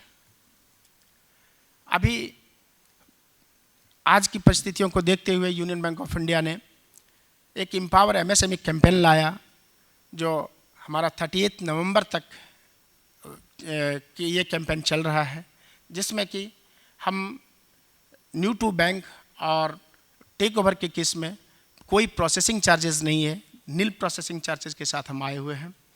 इसमें उद्योग आधार मैंडेटरी है, जो एमएसएमई के लिए मैंडेटरी है आज के दिन में, और account James and jewellery and real estate, ये दोनों अवॉर्डेड हैं। दूसरा है कि CMR 1 to 5 रेटिंग भी इसमें एक्सेप्टेबल है। मिनिमम 1 करोड़ और मैक्सिमम अप टू 50 करोड़ हम इसमें जा सकते हैं। ओडी फैसिलिटी भी, जो हम लैब्स लेते हैं प्राइवेट बैंकों से और अदरवाइज़ कहीं से, उसमें हम ओडी फैसिलिटी भी 5 करोड़ तक इसमें दे रहे हैं, और उसका कोलेटरल कवरेज 1.25% है। Processing charges for entire take over and etcetera 0, processing charges nil है, लेकिन एनटीबी के केस में 0.25 है। अदर है रेट ऑफ इंटरेस्ट कम्पिटिटिव है, that is 9.20 below 10, security minimum 50% and collateral coverage same. जब किसी भी स्कीम में कोई सूट नहीं करता है तो हम उसको यूनियन एमएसएमई सुविधा स्कीम के तहत उसको हम कर सकते हैं। दैट मीन्स आपकी कोई भी रिक्वायरमेंट हो आप सोचिए और हम आपके साथ हैं। इसमें एमएसएमई सुविधा में किसी भी तरह की कोई भी रिक्वायरमेंट हो तो पीपीटी आपके सामने है, आप इनको दिखें और जहाँ कुछ भी कोई क्वेश्चन लगे मैं फिर से बैक कर दूंगा। इसमें minimum loan eligibility minimum 10 lakh और मैक्सिमम 50 करोड़ मैं जा सकता हूँ और उसमें रेट ऑफ इंटरेस्ट 9.20 टू 10% तक। दूसरा नारी शक्ति है। नारी शक्ति आज के समय में नारी, एक कहावत है कि ना यत्र नार्यस्तु पूज्यन्ते रमन्ते तत्र देवता। तो इसलिए यूनियन आपने बैंक ने ये सोच करके नारी के लिए स्पेशल एक स्कीम निकाला जिसमें नारी शक्ति के लिए किसी भी तरह की कोई प्रोसेसिंग चार्जेस नहीं है अप टू 2 करोड़ और कोलेटरल कवरेज 50% है। रेट ऑफ इंटरेस्ट 9.20 टू आप बिलो 10% है और मार्जिन इसमें घटा करके हम अप टू 1 करोड़ 5% है, अदरवाइज 15% है। अगला है एमएसएमई सुपरफास्ट। इसमें सारे eligible unit manufacturing, trading, service, all unit are covered. जितने भी स्कीम मैंने अभी तक बताया ये सारे यूनिट इसमें कवर्ड है। आप सोचिए, मैं आपके साथ तत्पर हूँ आपकी सेवाओं के लिए। आप पूछेंगे कि सर मुझे मेरे लिए कौन सा स्कीम, आप अपनी आवश्यकता, you create your need, you tell me, you ask me your need, I will supply the product. और इसमें मिनिमम जो है वो 10 लाख है और मैक्सिमम 5 करोड़ तक है यूनियन सुपरफास्ट। ये वर्किंग कैपिटल के रूप में ही हम दे सकते हैं। मार्जिन 20% है, कोलेटरल कवरेज मिनिमम 50% है। पहले उसको देखते हैं और वायबिलिटी रहती है इकोनॉमिकली एंड टेक्निकली, डेफिनेटली आपको लोन दिए जाते हैं। Okay, thank you sir. Hello sir, जब हेलो यस जब भी हम बैंक के लोन के लिए अप्रोच करते हैं तो बैंक हमें मतलब फ्रिक्वेंटली अपना बैंकर चेंज करने के लिए बोलते हैं कि आपको करंट अकाउंट हमारी बैंक के साथ मेंटेन करना पड़ेगा। So it is not feasible to change bankers each and every time. बिल्कुल, बैंकर्स चेंज ना करने और करने की आपकी लॉयलिटी और बैंकर की रॉयलिटी दोनों पर डिपेंड करती है। आप उसको कहाँ तक ले जाकर के, जितनी पुराना, द ओल्ड इज गोल्ड, जितने पुराने रिलेशंस आपके जिसके साथ हैं वह निश्चित रूप से आपके साथ उतने स्ट्रेंथ के साथ जुड़ा रहेगा। और इसलिए रिलेशन मुख्य रूप से ट्रस्ट पर डिपेंड करता है, आपको उनके प्रति कितना ट्रस्ट है और दूसरा जो ट्रस्ट है, जो सामने वाला का ट्रस्ट है, वो उसका केयरिंग पर डिपेंड करता है। आप उस पर ट्रस्ट करते हैं and he cares for you. यदि ये दोनों केयर और ट्रस्ट दोनों एक साथ हो तो रिलेशन कभी भी अलग नहीं हो सकता है सर। इसलिए बैंकर्स की कमी नहीं है, दुनिया में हीरे की कमी नहीं है, मगर परखने वालों की निगाहें कमज़ोर पड़ जाती। हम आपके साथ कितने दिन रहेंगे और आप मेरे साथ कितने दिन रहेंगे, ये समय का तकाजा निर्धारित नहीं कर सकता है। ये हमारा और आपका बीच ट्रस्ट और केयर्स निर्धारित करता है। Thank you sir. Any more question?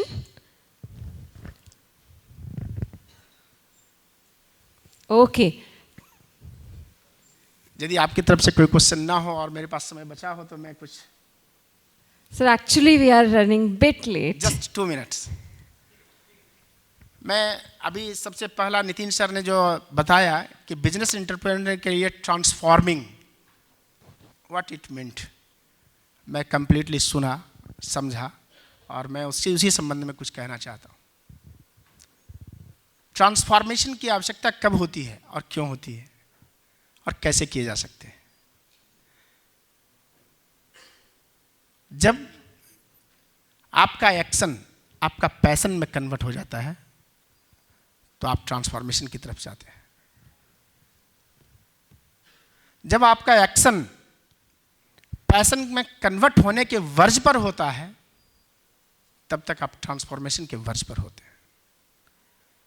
Gujarat में आने के बाद, स्पेशली अहमदाबाद में, मुझे लगभग 4 मंथ्स हुआ है और इन लास्ट 4 मंथ में मैंने जो आप लोगों से सीखा और समझा, और मैं इसको ले करके भी जाऊंगा, वह ये है कि आपके अंदर एक्शन नहीं, आपके अंदर वो पैशन है जो किसी भी जगह पर आपको सक्सेस दिलाता है।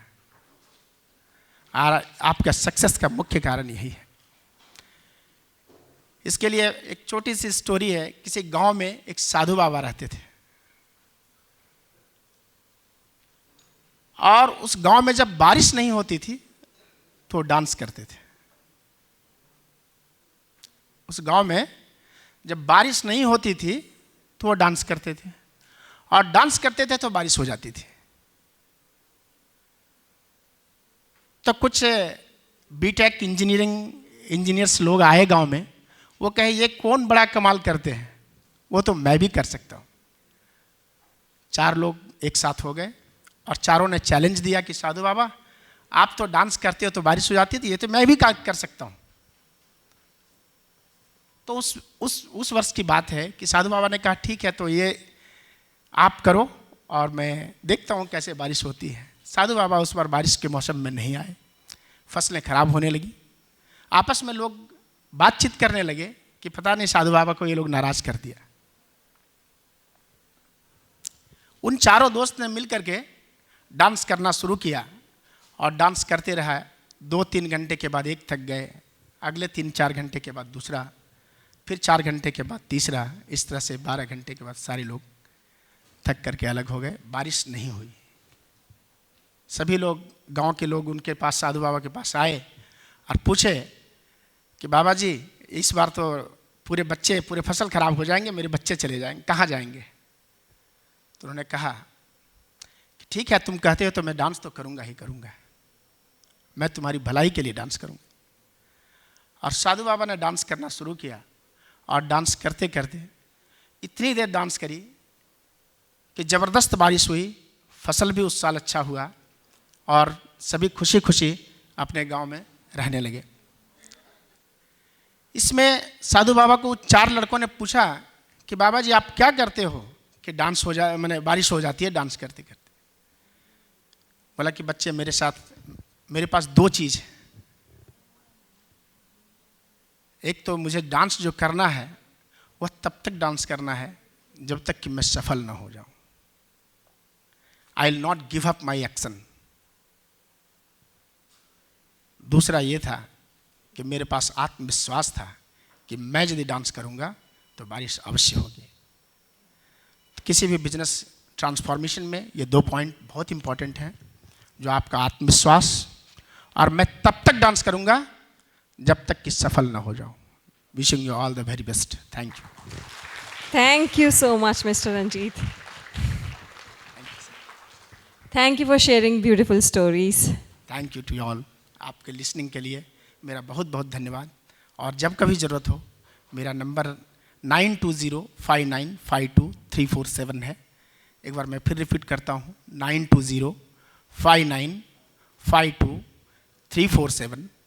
जब कभी भी ज़रूरत हो, मेरी आवश्यकता, यूनियन बैंक ऑफ इंडिया की आवश्यकता, तो आप मुझे एक कॉल देंगे, मैं आपके डोर स्टेप बैंकिंग दूंगा। Wish you all the very best.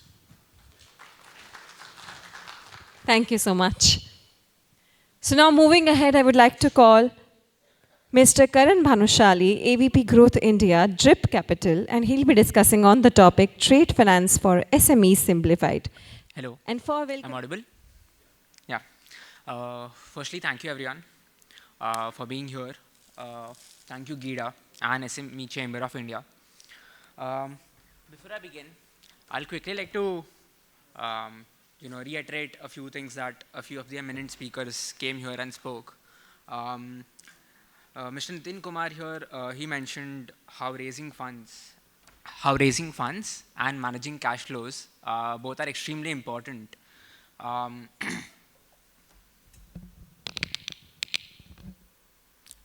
This is better. Thank you. And then he also mentioned how there's a debt versus equity and a few trade-offs in both these options. I have a third option for you, also has a few trade-offs, but best of both worlds. Then we also had Mr. Punit Pal Anand, who mentioned loan as an enabler of MSME growth. Well, I'm not here for providing loans, but an option which is also an enabler for growth. And I think I'll just take it from here.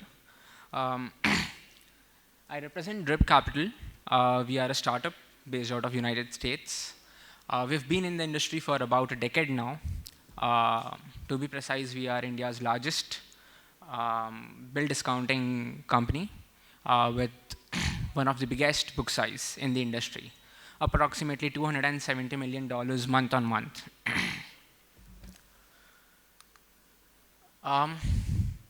So everyone here mentioned one major challenge, which was cash flow, one major problem, which was money.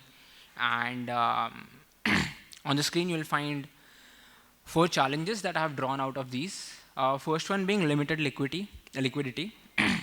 Payments from buyers are often delayed in the export industry. With what's happening currently, I'm not sure if everyone's aware, there's a few issues in the Red Sea. There's issues going on with dollar fluctuations. There's issues on US ports, they're shut down. Freight costs are going high. There's a long list that I can start listing down. But essentially what happens is your buyer is either reluctant to pay you on time or is incapable to pay you on time. This is where an exporter faces limited liquidity. Then there is growth constraints, which is cash flow restrictions. I think Mr. Kotak mentioned that you have limited capex. Where do you deploy this? Do you deploy this in advancing your growth, or do you deploy this in machinery?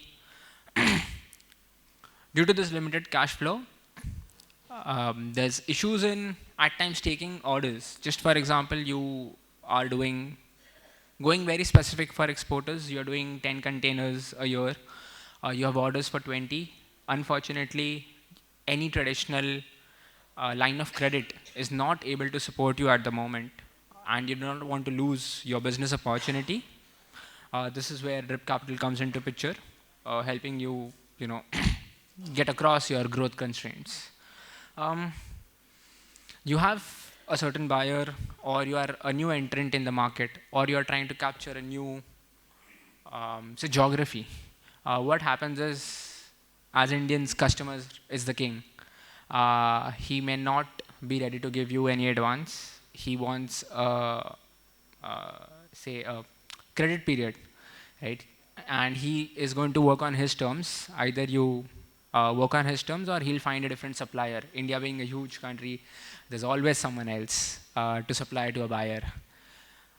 What I do for you is, I'll pay you in advance instead of the buyer, and then extend this credit period to the buyer. This way, both the buyer and the supplier are happy, and you have additional business. And lastly, collateral dependency. We had a few speakers here mentioned about margins and collaterals.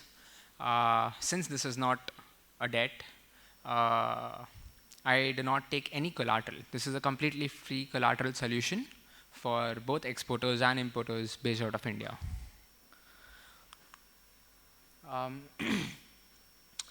This is just repetition of what I basically covered through my challenges, but I'll just quickly take you through what I do and how I do.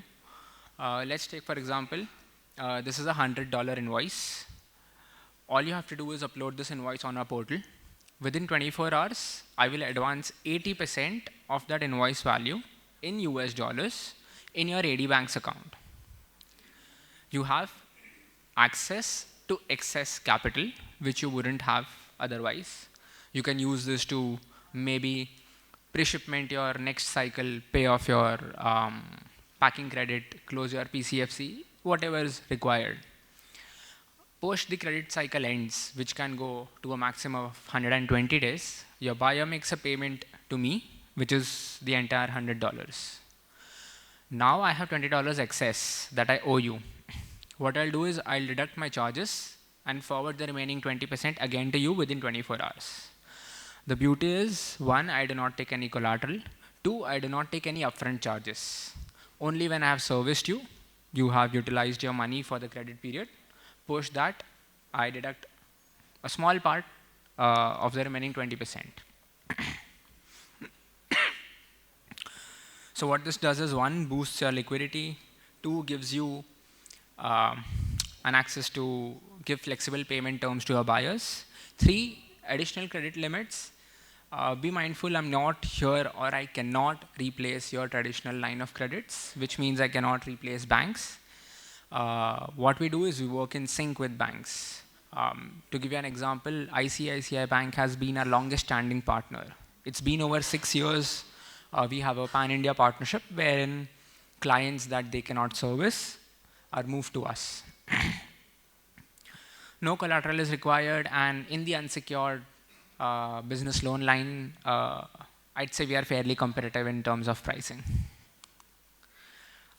In our stint of almost a decade, we have done more than $6 billion worth of funding, more than 180K invoices financed, and more than 10,000 unique companies supported. These might be importers or exporters or buyers based out of US. We are essentially based out of 3 locations: India, US, and Mexico. India being our biggest book, and the only country where we are doing both exports and imports. So how Drip Capital's finance is going to help you? Again, rapid access to capital within 24 hours. I believe this is, if not the fastest, amongst the fastest. Flexible terms for buyers. From advance, you have an ability to now give him a term of 120 days of credit. Generous credit lines, I go up to $2.5 million. Again, no collateral. Everything is online and digital. In fact, TransUnion Civil is one of our partners to fetch civil reports. And it's a completely digital platform. There's no paperwork. Why choose DRIP? Traditional, non-traditional, NBFCs, non-NBFCs, private players, and a few other companies like us. Why choose DRIP is, one, end-to-end support. I can fund an exporter whose top line is as low as 2 crore INR. I believe this is the lowest in the market with the little experience that I have here. I've been only doing this for the last 3 years, so pardon me if I'm wrong. From onboarding till funding, we are assisting you at every step, even with your banks when it comes to BRCs, FIRCs, closures. And how much time you will take means for analyzing the buyer?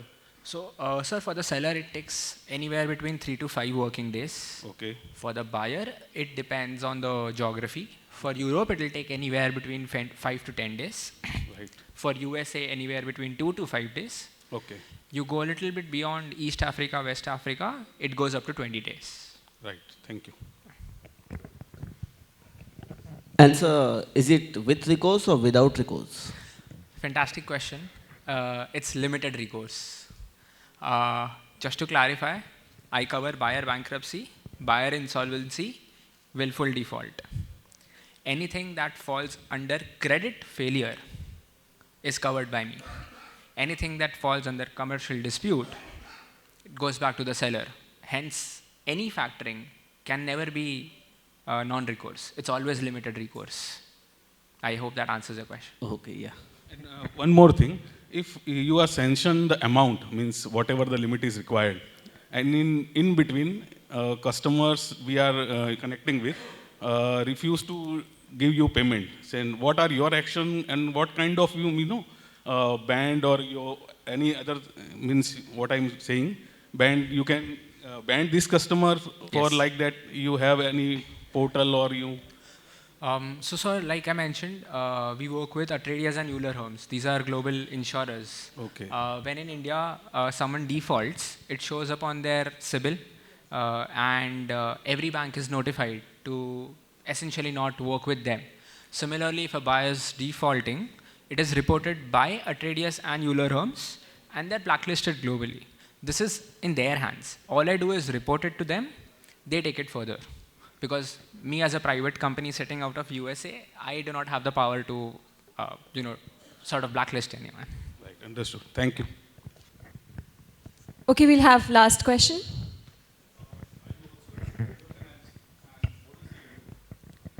Uh, as long as so when you mean by vendor financing, this is domestic, right? Unfortunately, not at the moment. We are only doing cross-border transactions. We soon plan to start vendor financing as well. Oh, and one point I missed, we are not only doing export goods financing, we are also doing service exports financing. Yeah. So any more questions? If there's no time, we can always connect offline. I'm here for a while. And you could just search, in case we miss having a talk, you could just search RIP Capital and you will get a response. Like someone will reach out to you within 24 hours. Thank you so much, Mr. Karun. Can we have a huge round of applause for him? As for me, I'm Parvati Murthy. I'm from NSE. I'm here to represent the public capital markets. And over the course of the next couple of minutes, I'll share some insights on SME IPOs and how that is an alternate source of funding for raising growth capital for SMEs. Back in 2012, SEBI gave its approval for starting a separate segment for SMEs to raise capital from the public capital markets. So NSE, the platform is called NSE Emerge. We started in 2012. Since 2012, we have now 555 companies which are listed as of the 30th of September. As on date, it's 565. We have 10 already in the month of October. Out of these 555, 152 are from the state of Gujarat, which is known for its entrepreneurial spirit. But this is out of 21 lakh, approximately 21 lakh registered MSMEs. Within this, the segment which is most appropriate for SME IPOs is the small and medium enterprises. So approximately 78,000 small enterprises and about 8,000 medium enterprises. So you see, we are just still at a very small percentage of the potential number of SME issuers who could raise funds from the capital markets. Now, these 555 companies together have raised about 14,000 crore of capital, and the market cap of these companies has crossed 2 lakh crores. So you're seeing, as one of the speakers earlier, I think Mr. Parekh mentioned right at the beginning, when Zydus raised 360 crores of capital and the market cap of Zydus today. So this is definitely something which is synergetic to both the issuer as well as the investor. Wealth creation and opportunity for growth is there for both of these parties. Average fundraising has seen an increase post-COVID. So on an average, an SME IPO today is about 25 crores. We generally encourage issuers to at least look at about 20 to 25 crores as an issue size. And the interesting part in this is what is there at the bottom right, is the migration to the main board. So subject to certain approvals and certain qualifying criteria, which I'll take through in the future, in the upcoming slides. These companies, 140 out of this, so approximately about 25% of the companies have gone ahead and migrated to the main board. Now, at what stage do we come in, right? So this is something which is very interesting, because this is not an alternate to banking or an alternate to VC. This is a platform which is very much gelled up with these providers of capital. So if you were to see, typically, as a company starts, it's mostly promoter-owned, either bootstrapped or availing funding from promoter and promoter families. As it goes to the next stage, it would be at an early stage where you can see some seed capital, some venture capital coming in. So at this stage is where the product is tested and the product finds acceptance. Now, after this stage is where you want growth capital, where you've tested the product, found stability, and now you want to scale up the business. So that's exactly where we can come in, or a private equity fund would come in, basically to provide you growth capital. And as you grow and achieve scale, you would become obviously large and become entitled to be on the main board, which would be an apt fit for retail investors to come in. So we fit in at the stage where the company is growing and the capital is required to accelerate your business. In terms of the eligibility criteria, first is the SEBI eligibility criteria. Being public capital markets, SEBI is the market regulator which regulates this segment. In terms of SEBI, companies which have 10 to 25%, 20 to 25 crores of paid up capital would be eligible to raise funds either through the SME platform or the main board. Which is less than 10 crores, so paid up capital up to 10 crores is what is eligible only on the SME board. Over and above the SEBI criteria is the internal criteria. So in comparison to the main board and the SME board, the only difference is that the approvals for the IPO, in case of main board, goes from the exchange and then to SEBI. So there's an in-principle approval which the exchange gives, and then it goes to SEBI. Whereas in case of SME IPOs, the approving authority for the prospectus and the issue is the exchange itself. So there are certain eligibility criteria which the exchange has laid down for companies to be eligible to raise funds. So these are primarily, again, as compared to main board, if you were to see, the objective behind these criteria is to make it a little more light touch so that more companies can raise funds through this. So the first one is the company needs to have 3 years of operations.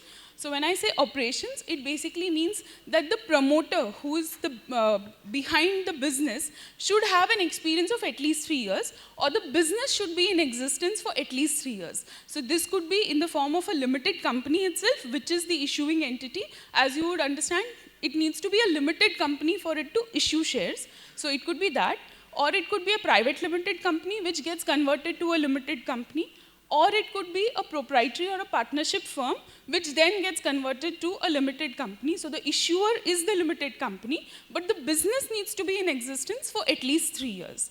So that's the first criteria. The second one is that operational profit or operating profit, it needs to be, so operating profit defined as EBITDA, it should at least be EBITDA positive. And the third one is it should be at least net worth positive. Again, these are no-brainer criteria, that positive operating profit and positive net worth. Now the last is something which we have introduced in the recent times, that's effective from the 1st of September. You would appreciate from 2012 to 2024, there's been a marked shift in the market. The market has matured. And keeping that in mind, we've introduced one criteria which is effective from September 1st, 2024, which is positive free cash flow to equity. Again, I draw from Mr. Parikh's talk early this morning, that after all, it's the cash flows, right? That is the lifeblood. So we would want to see at least 2 out of 3 years, a company which is desirous of raising funds through SME IPO to have positive free cash flow. There's no number defined in any of these. There's no number of this much should be the minimum profit or this much should be the minimum net worth, but it should be positive, right? And since this is a new criteria of free cash flow to equity, I'll just devote a little bit of time to take you through. While many in the finance field would know what is free cash flow to equity, just as a free cash flow is basically, it starts from cash from operations. So that's the basic, what is, whether your profitability, whether your operations and your profitability is translating into cash flow. That's the most crucial part. So cash flow from operations minus any capex, because this is essential for you to keep your plant running, maintenance capex or growth capex, right?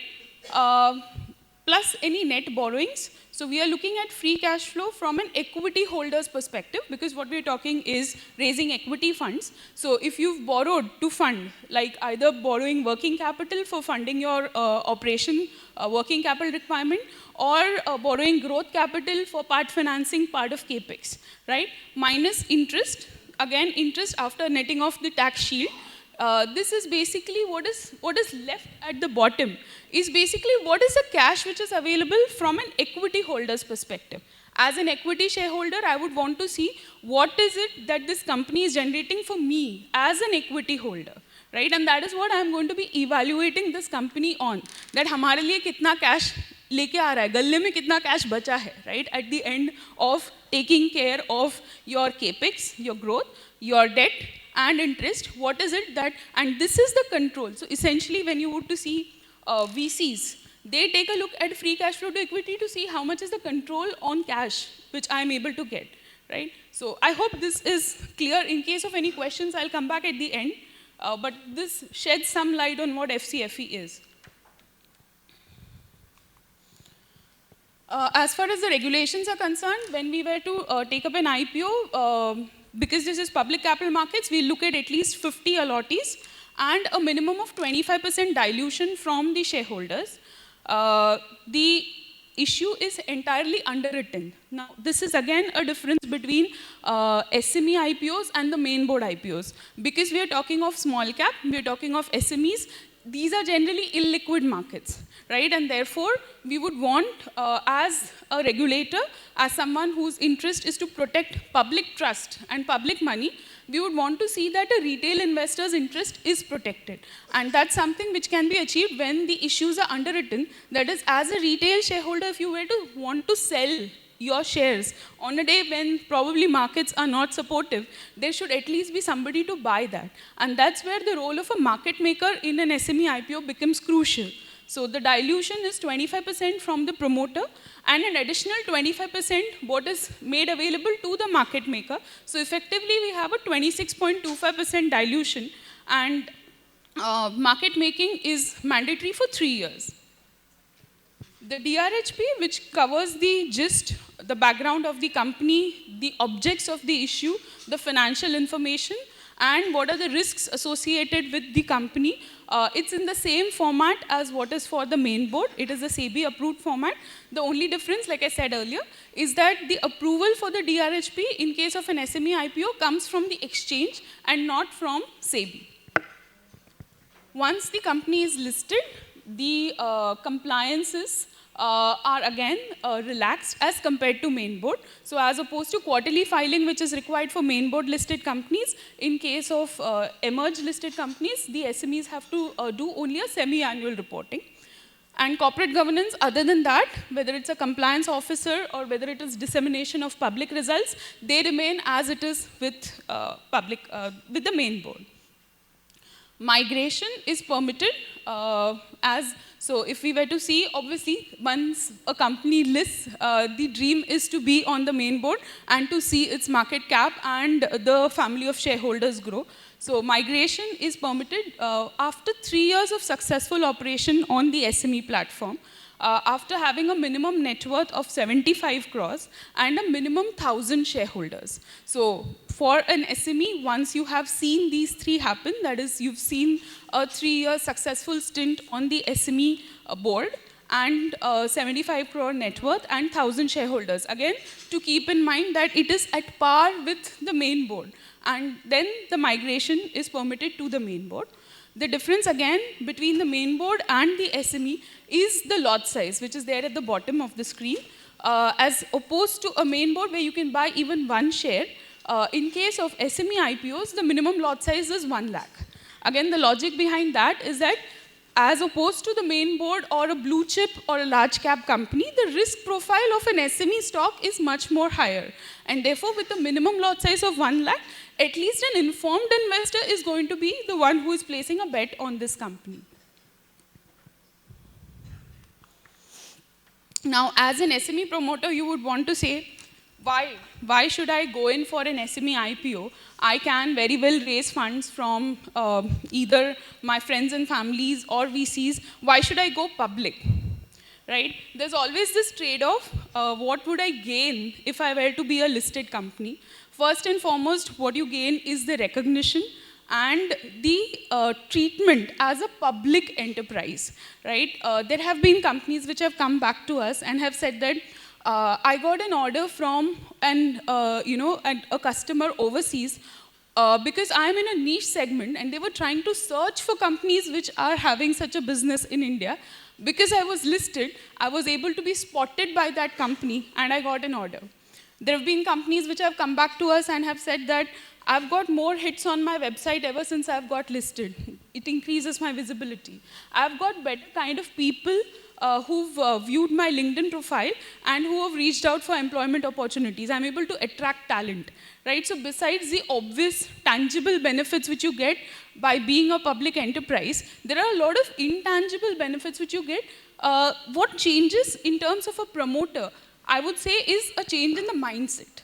Instead of treating your business as a promoter-led business, what changes is you would become a trustee-led business. That now you are having people who don't even know you, right, reposing their money and their faith in you being able to run this business. So that's essentially the main transformation which happens when a company goes from being a privately held and privately run business to a public enterprise. And wealth has been created this way only, right? Every large cap which has been there today has started its journey from being a smaller company.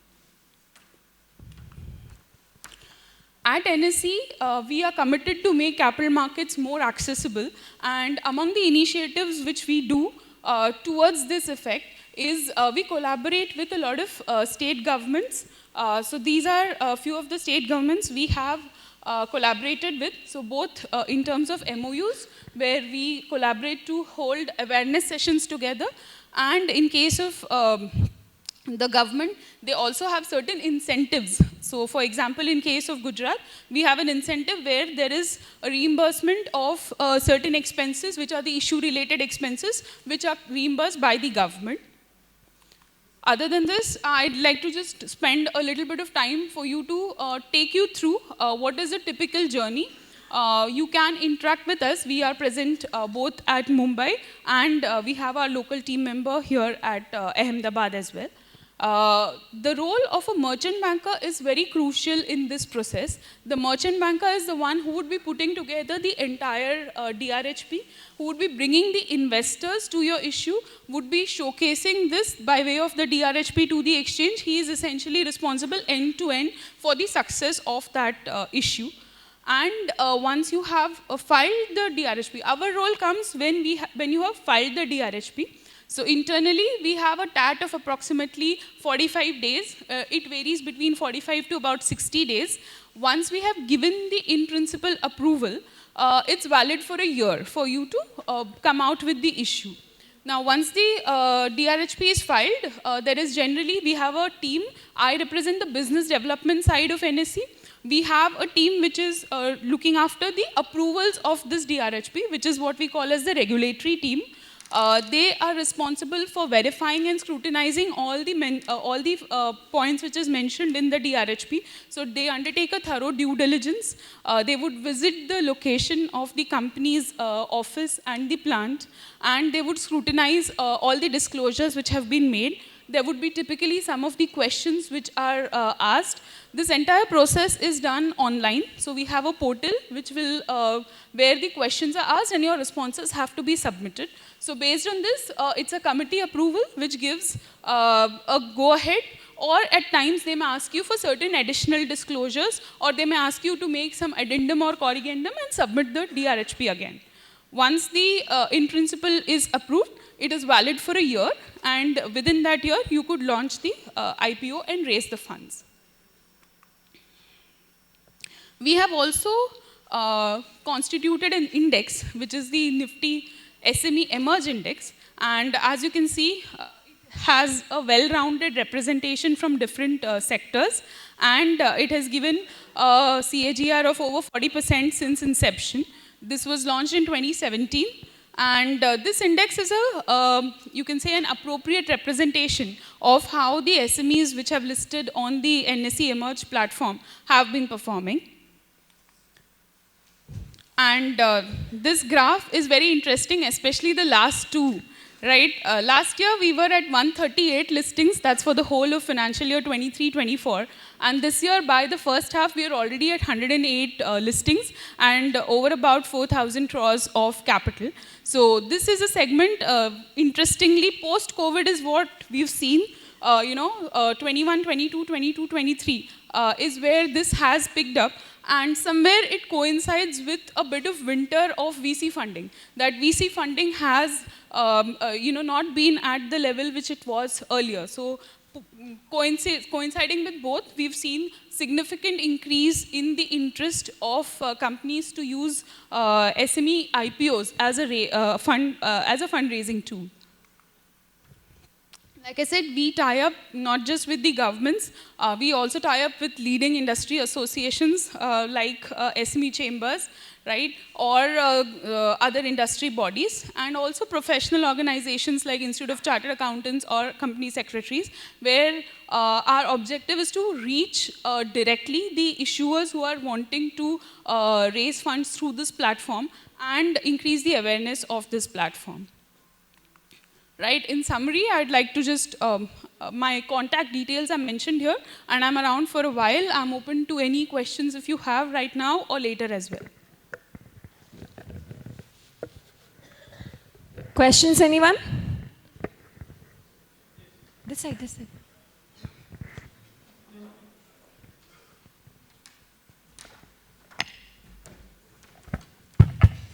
Madam, SEBI has imposed some conditions. I'm here. SEBI has imposed some conditions on merchant banker. Can you highlight some difficulties and hurdles if my SME entrepreneurs would like to list on the NSE Emerge platform? So yes, so SEBI has of late, considering the kind of frenzy which has been surrounding SME IPOs after August, SEBI has voiced its concerns. They have engaged with the exchanges and they have engaged with the merchant bankers as well.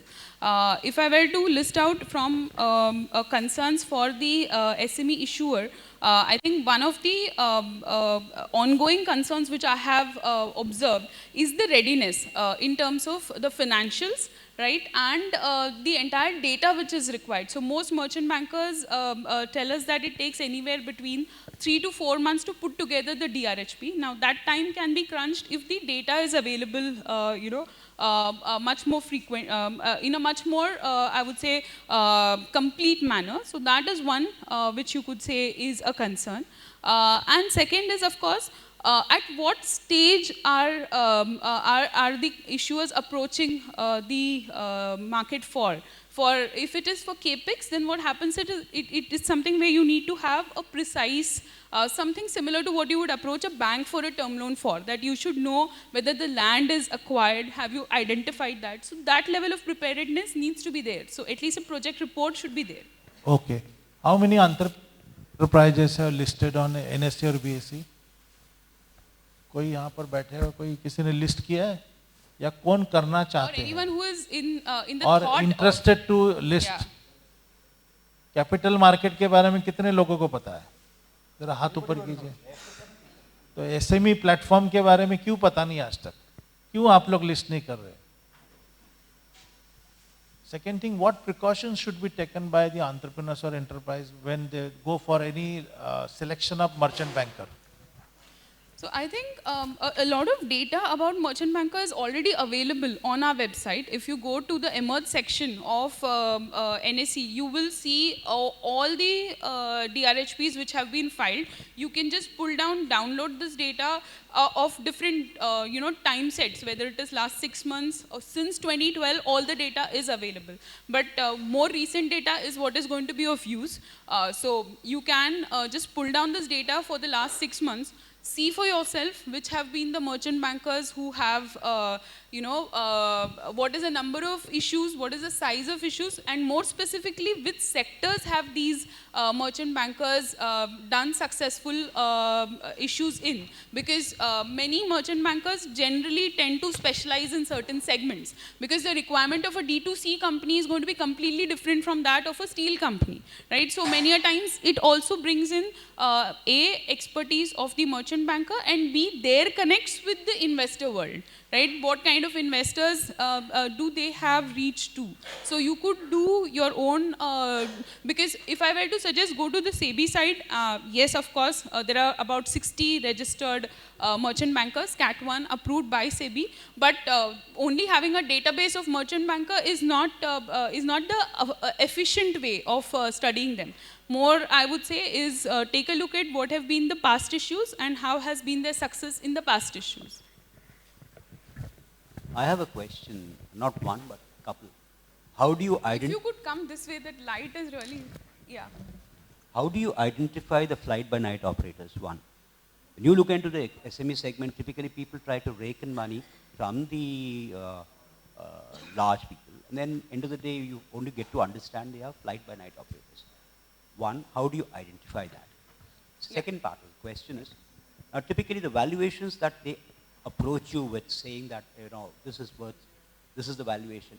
How do you look at the valuation? Do you compare it with listed companies on the board, or you work otherwise? Sure. With regard to the first question, there is a complete, thorough due diligence which the exchange undertakes.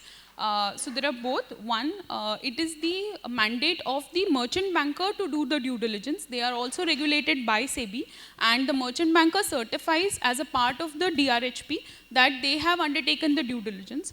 As an exchange, we do a cross-verification of that. We do a lot of reliance on that. And independently, we visit and inspect the premises. Cross-verification, similar to what a banker would do, cross-verification with the income tax and the GST returns, cross-verification through, you could say, some similar comparable industries. So if, for example, someone is claiming that I have got 80% increase because I have got orders, when everyone in their peers are barely struggling to keep their capacity, right? That doesn't add up. So then again, when we compare it with similar peers who are with us, either in the listed universe of SME or main board, we would know how strong are these claims. So with respect to fly-by-night operators, the area of operations, the background of the promoters, and the thorough check on the scrutiny which is done by the merchant banker is undertaken at the exchange's end. With respect to the second question, which is on the valuation, so as an exchange and as a regulatory body, it's not our domain to comment on valuation.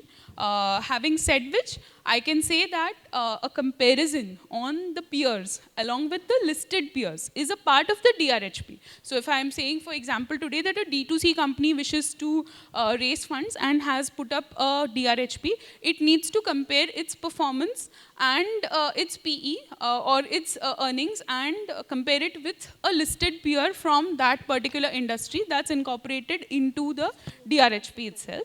And of late, given the regulatory stance on SME IPOs, the exchange has also been, observing if there are some overpriced or overvalued IPOs in our opinion. We generally counsel the merchant banker and the issuer to relook at it. But as a regulator, it's not our domain to get into valuation.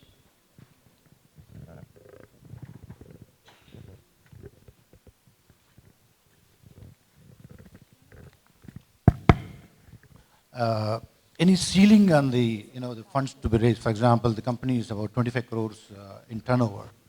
Let's say they have a project to make it 1,000 crore turnover. So the SME listing is the good one or the other one? Like, no. What is the ceiling there for the SME listings? What is the? Ceilings on the issue. Ceiling on the issue size. Yeah. So generally, there is no such ceiling prescribed per se on the issue size. The ceiling is on the paid up capital. So paid up capital exceeding 25 crores cannot be a part of the SME IPO. It has to be a part of the main board IPO. So that's the ceiling from a regulatory perspective. The paid up capital should not exceed 25 crores. In respect of the issue size ceiling, we have generally, sent a message, or we have generally counseled issuers to restrict SME IPOs to the range of about 100 crores. The reason being, the main board, that's SEBI, has approved issue sizes of 100, 150 onwards, right? The whole idea is that the SME platform should not be used as a backdoor entry to the main board. So if it's a company which is at par with the main board company, then please approach the main board to get your issue on the main board. The SME board is meant for SMEs, and when the SME reaches the scale of a main board company, it can migrate there. Yeah, maximum 100 crores is something. Approximately 100 is where it's a, I would say, a guidance that we would suggest that you restrict it to 100. The other question is like, it's always heard that you need a lot of in-between people like brokers or stuff like that. So you can directly go to you guys, or you need the brokers there to Not at all. We are approachable. My contact details have been mentioned there. My colleague Chetan here is from the Ahmedabad RO. We are very much reachable. You can reach us by looking at our website and sending an email to us. If you have any query, we are very much accessible to answer them. But the DRHP and the process of the IPO will require a merchant banker. It can be only done through a merchant banker. Yeah, so you cannot, as an issuer, you cannot file it with the exchange directly. The merchant banker files it for you with the exchange. Okay, fine. Yeah? Thank you. All right. If any more questions, I am available here for an offline interaction. So thank you, GIDA, and thank you, SME Commerce, and thank you, everyone, for a patient hearing. Good day. And now I would like to invite Mr. Siv Prasad Patnam, Group CEO, Analytical Technologies Limited, and he'll be discussing on the topic technologies for quality consciousness. And it's close to lunchtime, so I'm really worried. Fine, no problem. First of all, thank you very much for the organizers for this opportunity. The topic given to me is quality consciousness and enhancement. When it comes to MSME companies, the first thing is the quality. The moment you talk about the quality, they think that it's an expense, because for them, even producing the product is a problem because of the finances and all the stuff. But if I have to tell you, after 30 years of my expertise over the companies, serving them technologies for analysis and research for the quality improvement and enhancement, it works the other way around. The first thing, they should be conscious about the quality aspect, because quality always matters in terms of the product evaluation in the market and also the value. I have seen a pharmaceutical API company who has been making a product with, let's say, 60% of the purity of the product. The value for that product increased to, say, 300 times when the product quality is increased to 99% purity. So be aware of the fact that it's not just an expense. It's going to increase the value of a company, of a product as a whole. So let's be aware of the conscious about the quality. So the next thing comes, the moment you think about the quality and the research, is the expense involved in the process, because it requires the technology to be acquired. If you look at something, you can't find the quality. Let's say water bottle in front of all of you guys. By looking at that, naked eye cannot tell you what is the sulfates and chlorides and all the stuff inside, which is harmful for the human consumption.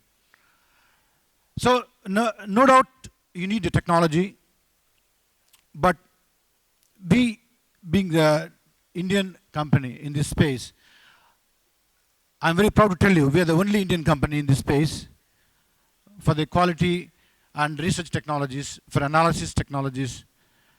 So we found a desi way of serving the customers without compromise on the quality.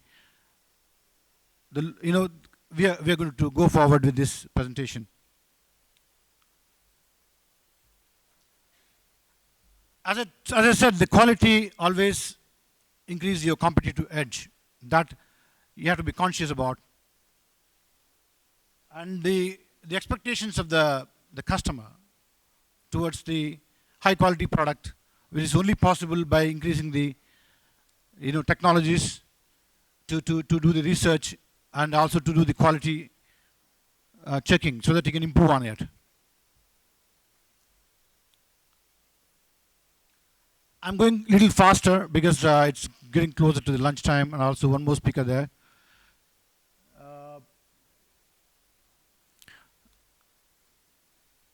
So the regulatory requirements is also one of the important aspects of the quality. Some of the countries, if you want to export, they check the regulatory compliances issues, like what kind of the product quality, or it is complying with the, for example, if you're in a life science business, they will check if you are complying with the FDA. Particularly if you're going to the US market, they say US FDA. So likewise, every country also has FDA. So you have to be conscious about the fulfilling the requirements of the regulatory requirements to be able to export, increase the business for you guys.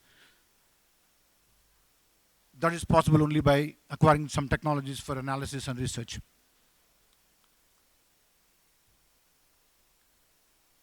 Then comes the how to implement, what are the steps there. I listed out some of them. Like first, check on the quality metrics, followed by the what kind of analytical tools required to analyze what kind of product you are making it, and then investing on it, and eventually trying to improve the overall efficiency by integrating the testing, research, and the product. There are so many programs governments has. Many governments, Indian Gujarat government also, there is a lot of subsidies available on the capital goods acquiring the technology for quality. And also, there is a collaborative approaches like cluster management. You can make a cluster group of companies together. So, or maybe the GDC cluster, or maybe particular industry cluster you can do. So that's also another way. And also third-party testing. This not recommended, but if there is no way, then you can go in for that.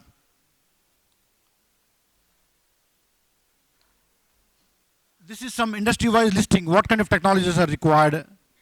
If you are into pharmaceuticals, then you require certain list of equipments. I would like to know, in case, how many guys are from the life science and pharmaceutical industries? If you can, yeah, fine. Likewise, the chemical industry, textiles, food and beverages. So these are all the analytical technologies required to do the quality analysis. The list of the technologies to be acquired, I gave you here.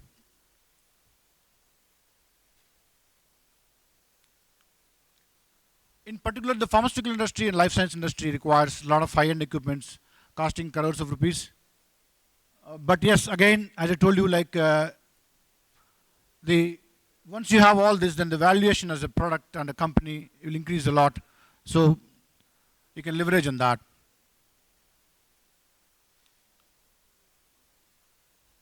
This is nothing but the one which I gave in a big slide, but this has more detailed information about industry-wise technologies required to do the analysis and research.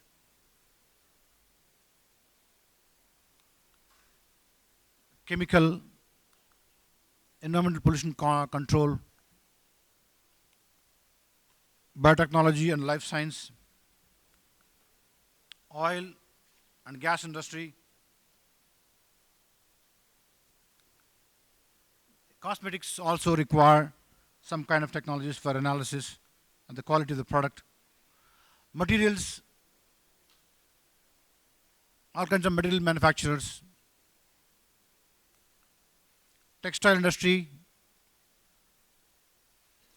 I've seen many companies in textile, they use the color spectrometers and the spectroscopy machine like IR.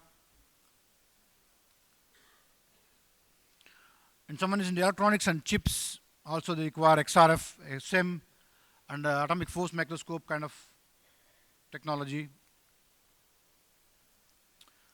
That was the classification based on the industry, and classification based on the technology also there. Like in chromatography, you'll find all these kind of technologies, liquid chromatography, gas chromatography. Yeah, so this is chromatography technologies available in the market for various quality analysis.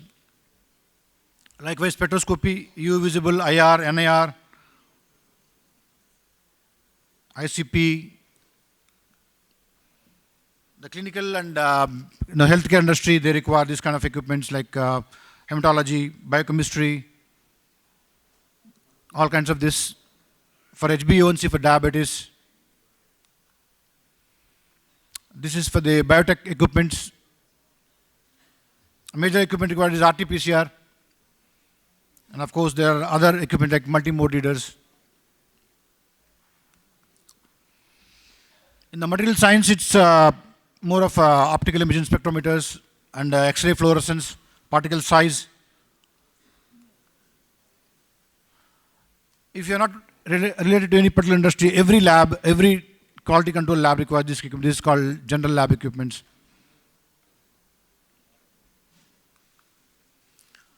So this is a brief about our company. This is available in the public domain. I would request you to browse through.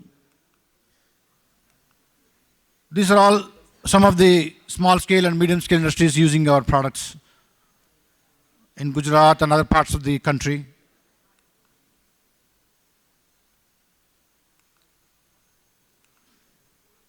We have another vertical called Infinite Multiple Labs.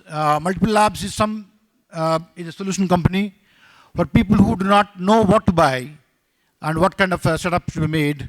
So this is a turnkey laboratory setup company. So if you are an investor, you just know, you don't know anything, you just want to know, I am in the food beverages, I am in the API production of the pharmaceuticals, I am into healthcare or whatever. You just give the scope of work and we set up everything for you. Thank you so much. Good afternoon, everyone. I thank for everyone to present here, or especially Jida, who has given us opportunity to share the scheme about SIDBI. I will tell you something about SIDBI. SIDBI is formed in 1990. SIDBI is found in 1990. It is a financial institution, not a bank. So, but पहले क्या था? Earlier we are doing only refinancing, and now we are also doing direct finance. Refinancing and direct finance, both we are catering only MSME sector only, not large corporate. So we are only dedicated to MSME sectors. Now we will start our presentation. Today I will share you some schemes which SIDBI is offering. ये brief introduction है. अभी हम लोगों का 24,000 करोड़ का outstanding है जो कि डायरेक्ट फाइनेंस का है. ओवरऑल रिफाइनेंस अगर देखेंगे तो मोर देन 5 लाख करोड़ का है हम लोग का, जो कि बैंक्स NBFC MFI को दिए हुए हैं, but they are only given to refinance for catering MSME sector only. We are having 13 regional offices एंड 100 branches all over India. Gujarat में हम लोग का एक रीजनल ऑफिस है और एक और अभी ओपन होने वाला है राजकोट में, और 11 ब्रांच है हम लोग का अभी, प्लस 2 और एडिशनल हो रहा है. अभी बजट में ऑनरेबल फाइनेंस मिनिस्टर ने बोला है कि 100 ब्रांच ओपन करना है एडिशनल SIDBI को विद इन 3 ईयर्स. तो सुरेंद्र नगर में और भावनगर में 2 एडिशनल ब्रांच हम लोग ओपन कर रहे हैं. अहमदाबाद में हम लोग की 4 ब्रांच हैं, वाटवा, अहमदाबाद, ओधव एंड चांगोदर. मेनली अपना जो पोर्टफोलियो है, I am thankful for Gujarat, क्योंकि 25% of the portfolio is coming from Gujarat only. 6,000 crore का पोर्टफोलियो गुजरात से है. ये हम लोग का एक्सप्रेस स्कीम एक है, जैसा नाम है वैसे इसका फास्ट हम लोग का डिलीवरी भी है. परचेज ऑफ मशीनरी इक्विपमेंट के लिए होता है, अप टू 1 करोड़ करते हैं. 3 इयर्स का ऑपरेशन होना चाहिए आप लोग का, प्लस GST में रजिस्टर्ड होना चाहिए. और इसमें इमीडिएटली ऑनलाइन ही, मोस्टली ऑनलाइन सब कुछ है, बिकॉज एप्लीकेशन भी ऑनलाइन आप भरेंगे, उसी में एलिजिबिलिटी पता लग जाएगा आप लोग को. 1 करोड़ का मैक्सिमम लिमिट है, या 1/3 ऑफ द टर्नओवर जो भी होगा उतना मिलेगा.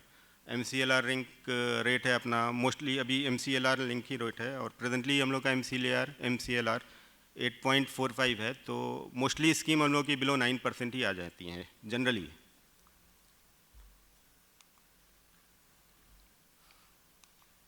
सेकेंड अपना स्पीड स्कीम है, ये भी फास्ट डिलीवरी पे है. इसमें सेकेंड हैंड मशीनरी भी कवर होती है. जो लास्ट स्कीम थी एक्सप्रेस वाली, इसमें ओनली न्यू मशीनरी थी और 1 करोड़ तक का था. स्पीड में सेकेंड हैंड भी कवर कर सकते हैं, और 3 इयर्स का ऑपरेशन इधर भी होना चाहिए, कैश प्रॉफिट होगा. 50 करोड़ तक का लोन इसमें हम लोग दे सकते हैं. और इसमें डुअल फाइनेंसिंग मॉडल है, मीन्स 100% फाइनेंसिंग कर सकते हैं SIDBI. उसमें आपको कोलेट्रल रखना होगा FD 25% का. तो इसमें बेनिफिट क्या है कि FD में भी इंटरेस्ट मिलता रहेगा, और 100% फाइनेंसिंग हो जाएगी, तो इंटरेस्ट में जो गवर्नमेंट सब्सिडी देती है वो इंटरेस्ट का रिबेट भी ज़्यादा मिलेगा आप लोगों को. सेकेंड मॉडल है, उसमें कंट्रीब्यूशन 25% प्रोमोटर कंट्रीब्यूशन लाना होगा, और 75% SIDBI फंड कर देगा. 7 इयर्स तक की इसमें रीपेमेंट पीरियड रहता है, up to 7 years. Speed scheme and express scheme, ये फास्ट डिलीवरी स्कीम रहती हैं. थर्ड है डायरेक्ट क्रेडिट स्कीम. ये किसी स्कीम में कवर नहीं हो पाता है तो ये अम्ब्रेला लिमिट है, इसमें आके हम लोग का कवर हो जाता है। इसमें लैंड परचेज के लिए दे सकते हैं, सिविल कंस्ट्रक्शन के लिए, कोई मशीनरी के लिए दे सकते हैं। इसमें बट क्या है, इसमें प्रोमोटर कंट्रीब्यूशन ही का रहता है 75%, अगर नया एंटिटी है तो 66% प्रोमोटर तक फाइनेंसिंग होता है। 50 करोड़ तक का लोन दे सकते हैं। कंपनी का सिड भी 50 करोड़ तक लोन देती है एमएसएमई को। अगर प्रोप्राइटर है तो अप टू 15 करोड़ तक ही प्रोप्राइटर को लोन देते हैं, अदरवाइज 50 करोड़ तक ही जा सकते हैं। इसमें रिपेमेंट 10 ईयर तक की हम लोग डायरेक्ट क्रेडिट में कर सकते हैं। ये एक्चुअली ट्रेडिशनल स्कीम है, सबसे पुराना स्कीम यही था। एक्सप्रेस और स्पीड लेटर ऑन ऐड हुआ है।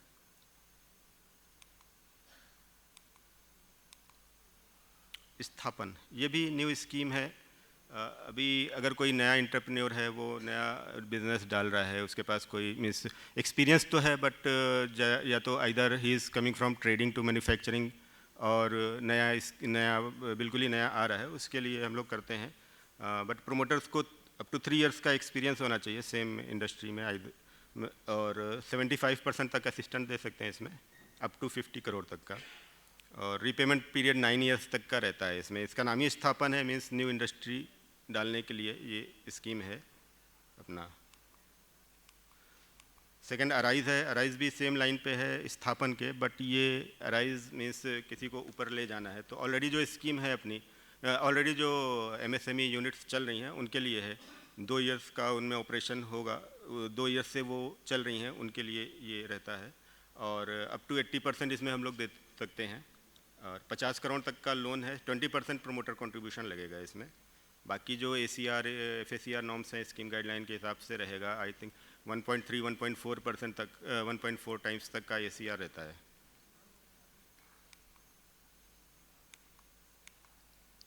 SIDBI is also doing working capital facility. Working capital but stand alone नहीं करते हैं हम लोग, करते हैं विद टर्म लोन। तो term loan plus working capital के साथ SIDBI देता है लोन। और चूँकि हमने बताया जैसे अर्लियर आई टोल्ड कि ये फाइनेंशियल इंस्टीट्यूशन है, तो SIDBI का बैंकिंग प्लेटफॉर्म नहीं है, we are using platform of other bank, तो उसके थ्रू हम लोग का फैसिलिटी चलता है, बट ये थ्रू SIDBI रहता है। और किसी ग्रीन फील्ड को भी कर सकते हैं, we can do green field also. TOD ad hoc limit देते हैं, जो मीन्स वर्किंग कैपिटल चल रहा है उसके ऊपर ही हम लोग TOD टेम्परेरी ओवरड्राफ्ट का लिमिट देते हैं, up to 10% of the limit sanction, working capital limit sanction साल में 2 बार दे सकते हैं इसको। एसजस्ट बैंक और IDBI सिटी यूनियन बैंक के साथ हम लोग का टाई अप है, जिसके थ्रू बैंकिंग प्लेटफॉर्म पे हम लोग करते हैं। सिक्योर्ड बिजनेस लोन, ये लैब की तरह है, सुना होगा लोन्स अगेंस्ट प्रॉपर्टी, तो ये उसी के लाइन पे है हम लोग का। मीन्स जो भी कोलेट्रल ऑफर करते हैं उसके अगेंस्ट में 50 to 60% जो मार्केट वैल्यू है उस तक का लोन देते हैं हम लोग। मैक्सिमम लोन लिमिट 10 करोड़ है। इसमें यूनिट को 3 इयर्स का ऑपरेशन होना चाहिए विद कैश प्रॉफिट, और 3 साल का नेट प्रॉफिट भी 2 साल का नेट प्रॉफिट होना चाहिए इन पास्ट 3 इयर्स। 10 साल तक का इसमें लोन दे सकते हैं हम लोग, और 10 करोड़ तक का मैक्सिमम लोन है। इसमें सेकंड है कि ग्रॉस कैश एक्रूवल का भी लिमिट है, मीन्स 60% ऑफ द जो मार्केट वैल्यू है वो रहेगा, प्लस जो कैश एक्रूवल है यानी PAT प्लस डिप्रिसिएशन है उसका 50 या 60% तक का एज पर ऑडिटेड बैलेंस शीट तक लोन दे सकते हैं।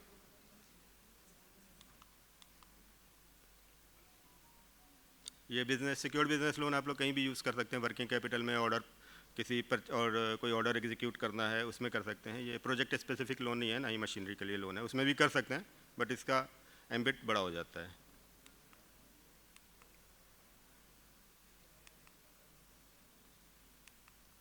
ये हम लोग के कुछ प्रोडक्ट हैं, जैसे अर्जना है। Arjana is meant for women entrepreneur, जो भी किसी यूनिट में 51% से ज़्यादा वुमेन का पार्टनरशिप है या उसका स्टेक है, आइदर 100% या अप टू 51%, तो उसमें ये अर्जना स्कीम में कर सकते हैं अप टू 3 करोड़ तक का लोन। उसमें हम लोग का 1% का हम लोग देते हैं benefit of interest on the outstanding of the last day of the financial year. But उसमें आपका अगर सेटिस्फैक्ट्री ट्रैक रिकॉर्ड है with in for the full year, तो जो आउटस्टैंडिंग लास्ट डे में है उसका 1% ऑफ द आउटस्टैंडिंग 1% का इंसेंटिव देते हैं। प्रोसेसिंग फ़ीस भी इसमें कम है, 0.25% तक का प्रोसेसिंग फ़ीस है ओनली। दूसरा साथ स्कीम साथ का है, साथ इज़ फॉर SC/ST एंटरप्रेन्योर रहता है। इसमें भी सेम अर्चना की तरह, बट 51% ऑफ SC/ST जो एंटरप्रेन्योर हैं उनका स्टेक होना चाहिए। और इसमें हम लोग का 0.5%, जैसे उधर 1% था, इधर 0.5% आउटस्टैंडिंग ऑन 31 मार्च को हम लोग इंसेंटिव देते हैं, जो कि लोन अमाउंट से ही डिडक्ट हो जाता है।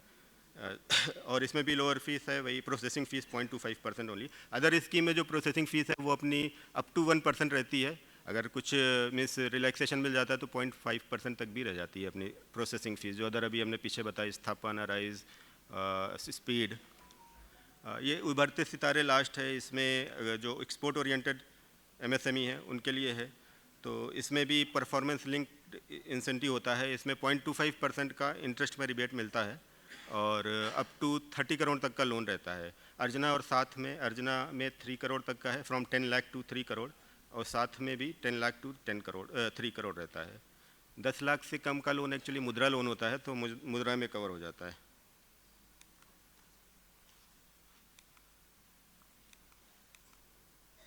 ये हम लोग का प्रिविलेज कस्टमर स्कीम है, जो कि existing well performing SIDBI customer है उनके लिए होता है। तो 3 में है, सिल्वर, गोल्ड और प्लेटिनम, 3 स्कीम रहता है। पहला तो सिल्वर है, जो कि 2 साल तक का सेटिस्फैक्ट्री रीपेमेंट ट्रैक रिकॉर्ड आता है। Satisfactory repayment track record means कभी भी ड्यूज 30 डेज से ओवर ड्यू नहीं करे तो वो सेटिस्फैक्ट्री हो जाता है। 2 साल तक रखता है तो उसे हम लोग 1 करोड़ का लोन दे सकते हैं। Any purpose, cash for means किसी लिए भी यूज़ कर सकता है, फॉर ऑर्डर एग्जीक्यूशन, किसी वर्किंग कैपिटल पर्पस, मशीन के लिए। सेकेंड है गोल्ड, ये इसमें 3 साल का सेटिस्फैक्ट्री ट्रैक रिकॉर्ड होना चाहिए और 2 करोड़ का लोन दे सकते हैं। प्लेटिनम में 5 ईयर का है ट्रैक रिकॉर्ड, अगर 5 ईयर से हम लोग के पास है, वो अच्छा ट्रैक रिकॉर्ड है, तो 3 करोड़ तक का उसको लोन दे सकते हैं हम लोग। ओवरऑल लिमिट सारे PCS को 5 करोड़ से ऊपर नहीं जाएंगे, बट ये डिफरेंट कैटेगरी है। ये लोन भी बहुत जल्दी हो जाता है बिकॉज ब्रांच लेवल पे होता है, बट एग्जिस्टिंग कस्टमर के लिए। अभी एक end to end 4E financing scheme है, जिसमें कि हम लोग को एनर्जी एफिशिएंसी मशीन के लिए लोन देते हैं, या सोलर पैनल का देखा होगा आप लोगों ने, सोलर पैनल है, रूफटॉप और आइदर ग्राउंड माउंटेड, दोनों के लिए लोन देते हैं। 3 इयर्स का ऑपरेशन होना चाहिए। इसमें 50 करोड़ तक का लोन दे सकते हैं हम लोग, और इसमें भी डुअल फाइनेंसिंग मॉडल है, यानी 100% फाइनेंसिंग कर सकते हैं। 10 करोड़ का प्रोजेक्ट है, 10 करोड़ पूरा प्रोजेक्ट कर देंगे हम लोग, बट 25% सिडबी को FD रखना होगा। और दूसरा प्रोजेक्ट प्रोमोटर कंट्रीब्यूशन मॉडल है। So how exactly we are doing, what exactly we are doing? So we are associated with more than 30-40 OEMs. So we have total 44 product lines. A part of that 4 telecom products. So we are a national distributor for Microsoft. So if anybody is asking for any Microsoft product line, we are there. Not only delivering the licenses, a part of the managed services, solutioning part, Azure part, we are there. Zoom, we are the meta partner. We are into the cyber security. So that means any SME wants a single person who can handle their each and every queries. They don't want a multiple vendors. They don't want a multiple players to come and interact and have that kind of issues that some X to Y is coming across and telling them, boss, this is not my issue. The issue is coming from Y or Z. So there we are playing as a single ecosystem, as a supermarket. You just come and tell us what exactly you are looking for. And the basic product lines I am saying so.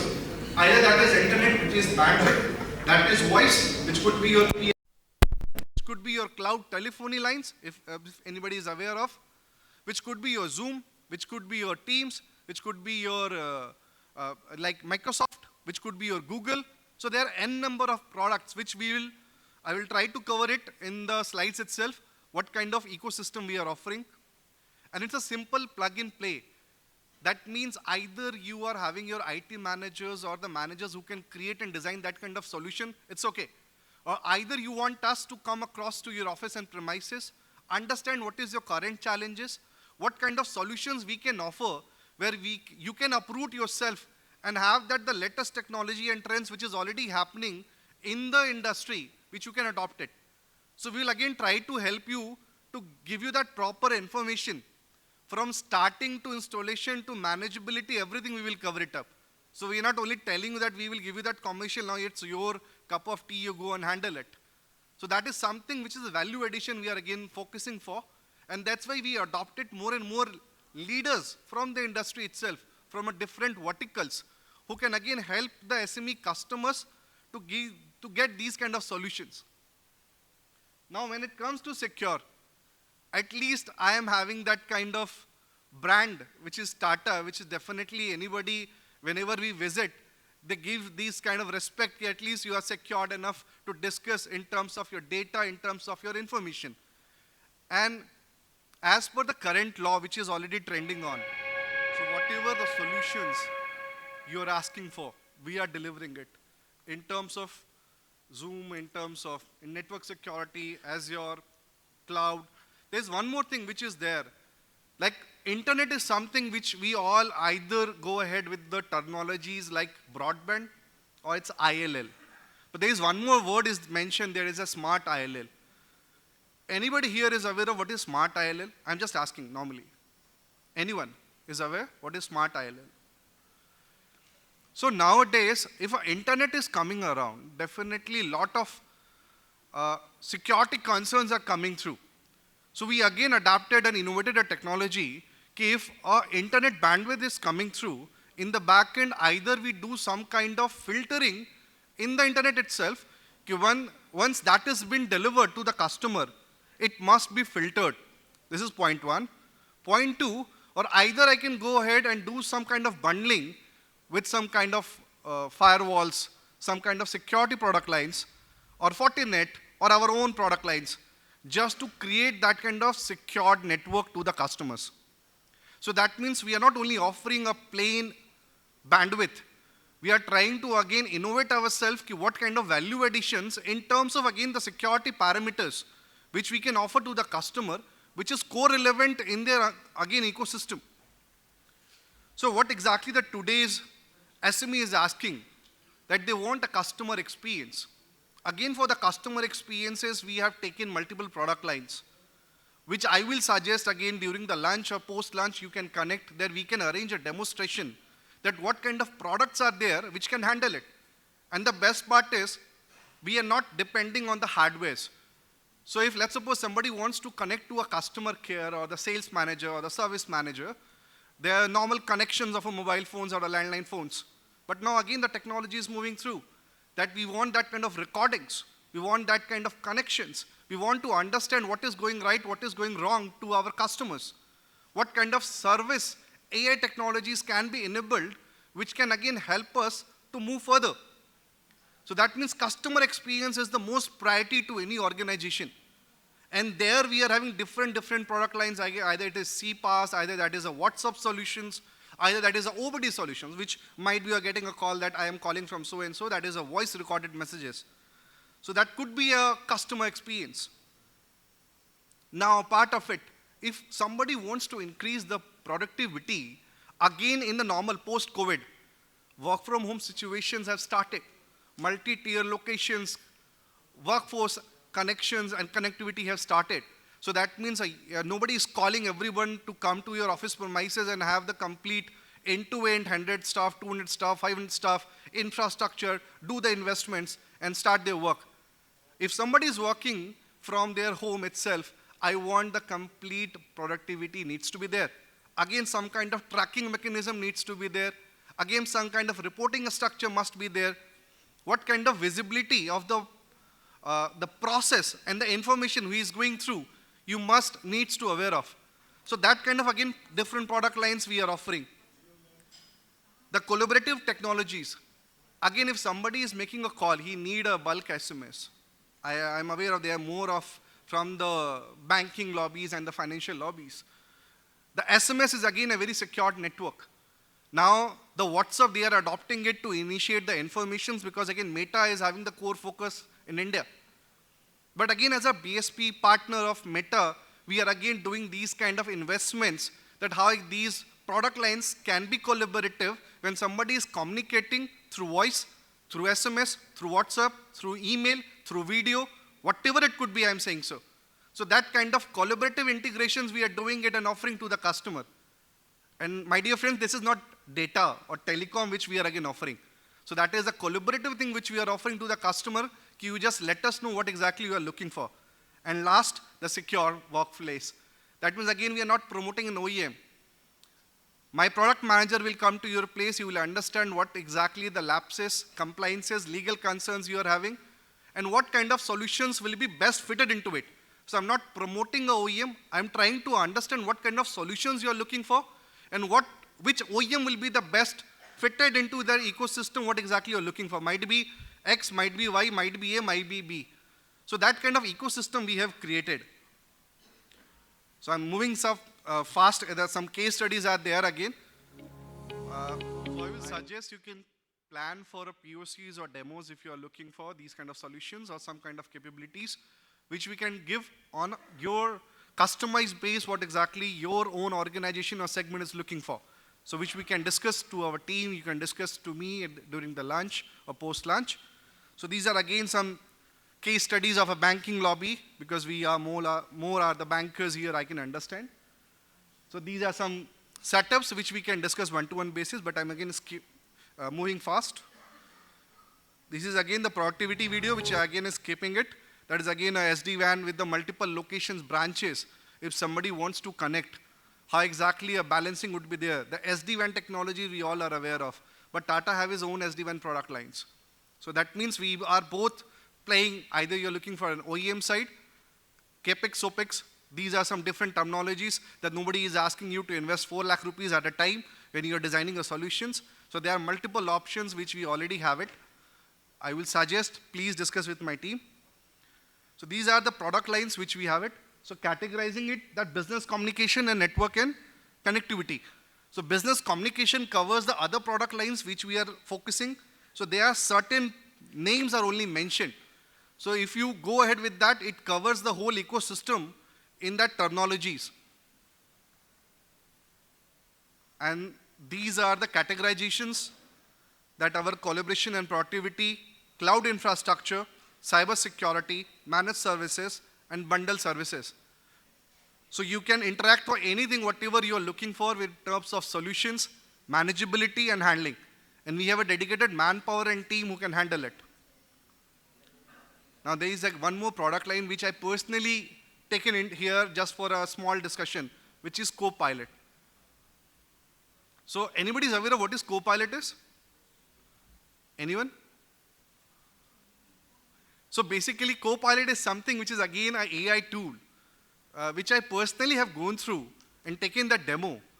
And that is something which let's suppose I want to have a presentation, be ready.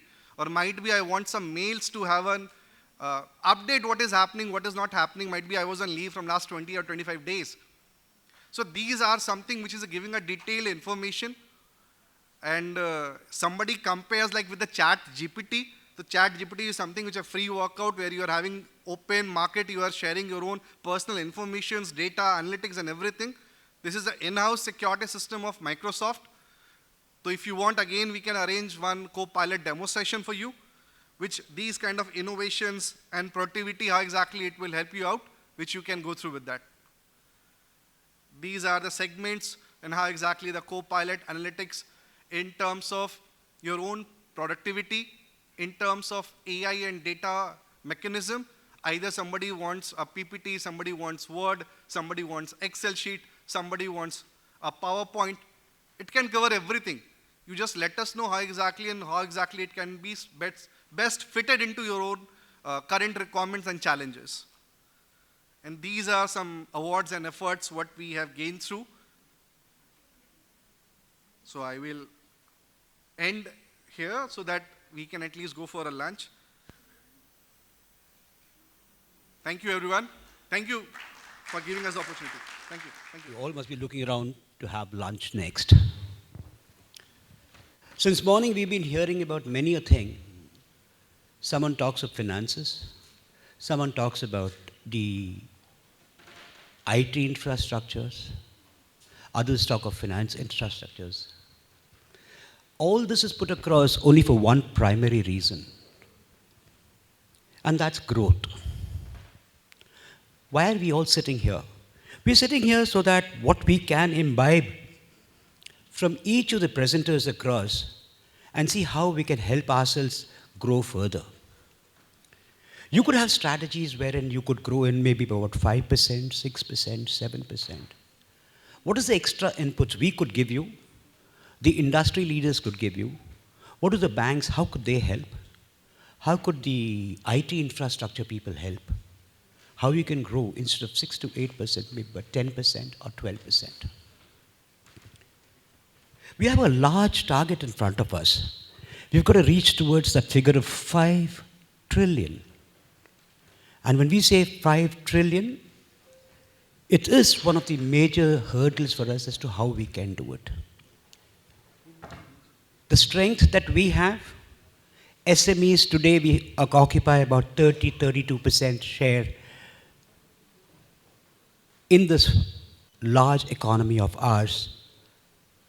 How could we improve that further and even take it from 30 to 33%, 34%, 35% in the 5 trillion? And I would believe you guys could actually grow to the level of possibly 15% or maybe 20% on the SME segment itself. While all that has been said about the various infrastructures, let me take a little peek across as to what you can do in terms how you can grow internally. We can't keep complaining that our IT infrastructure is not good, we've got it now. We can't say we don't have loans available, the bankers have given it now. Now we have everything in our hands so that we can grow faster. Did you all know within your organization, there are suppliers and customers within the organization? When you need to do business, the entire team has a set of customers, a set of suppliers. What you need to do is ensure you get the largest credit from your suppliers, the best credit possible. How could you do it? You've got to be credit worthy. You have to ensure that if something is given to a particular company, the credit it's worth, because end of the day, what he requires it, if you committed time, say 30 days or 60 days, you need to pay him within the stipulated time. If you honor your commitments on that, your suppliers will give you more credit, definitely more credit. And how can that happen? That happens only if your internal structures are in place. What kind of internal structures? You have your purchase executives, you have your operations team, you have your finance people. Now, without a team in place, if the purchase executive or the purchase team does get the delivery for the operations team on time, you have to ensure your finance people pay them on time. So there, each one is a supplier and a customer within your own organization.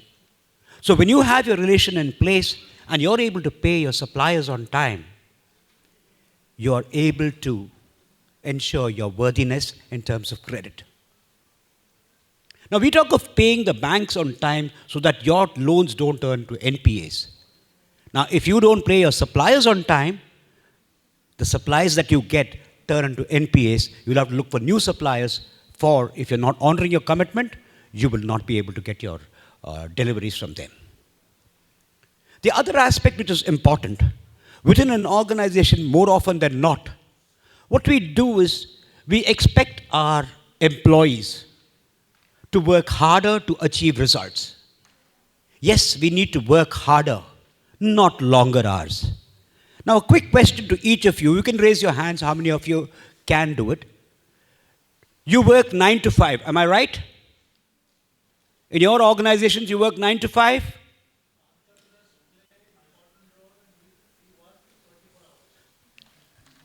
I slightly disagree with you there, sir. You guys are supposed to be working 9 to 5, right? And I would believe most of you are entrepreneurs. You work beyond that time to ensure the growth is in place. But you expect your employees to work 9 to 5, am I right? Or you make them work longer? Come on. 9 to 5, let me tell you something very interesting.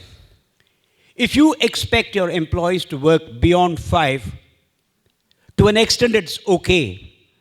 But the efforts that they put between 9 to 5 and they're able to reach back home on time, say 7, 7:30 and be with their family, I can promise you their efficiencies will triple.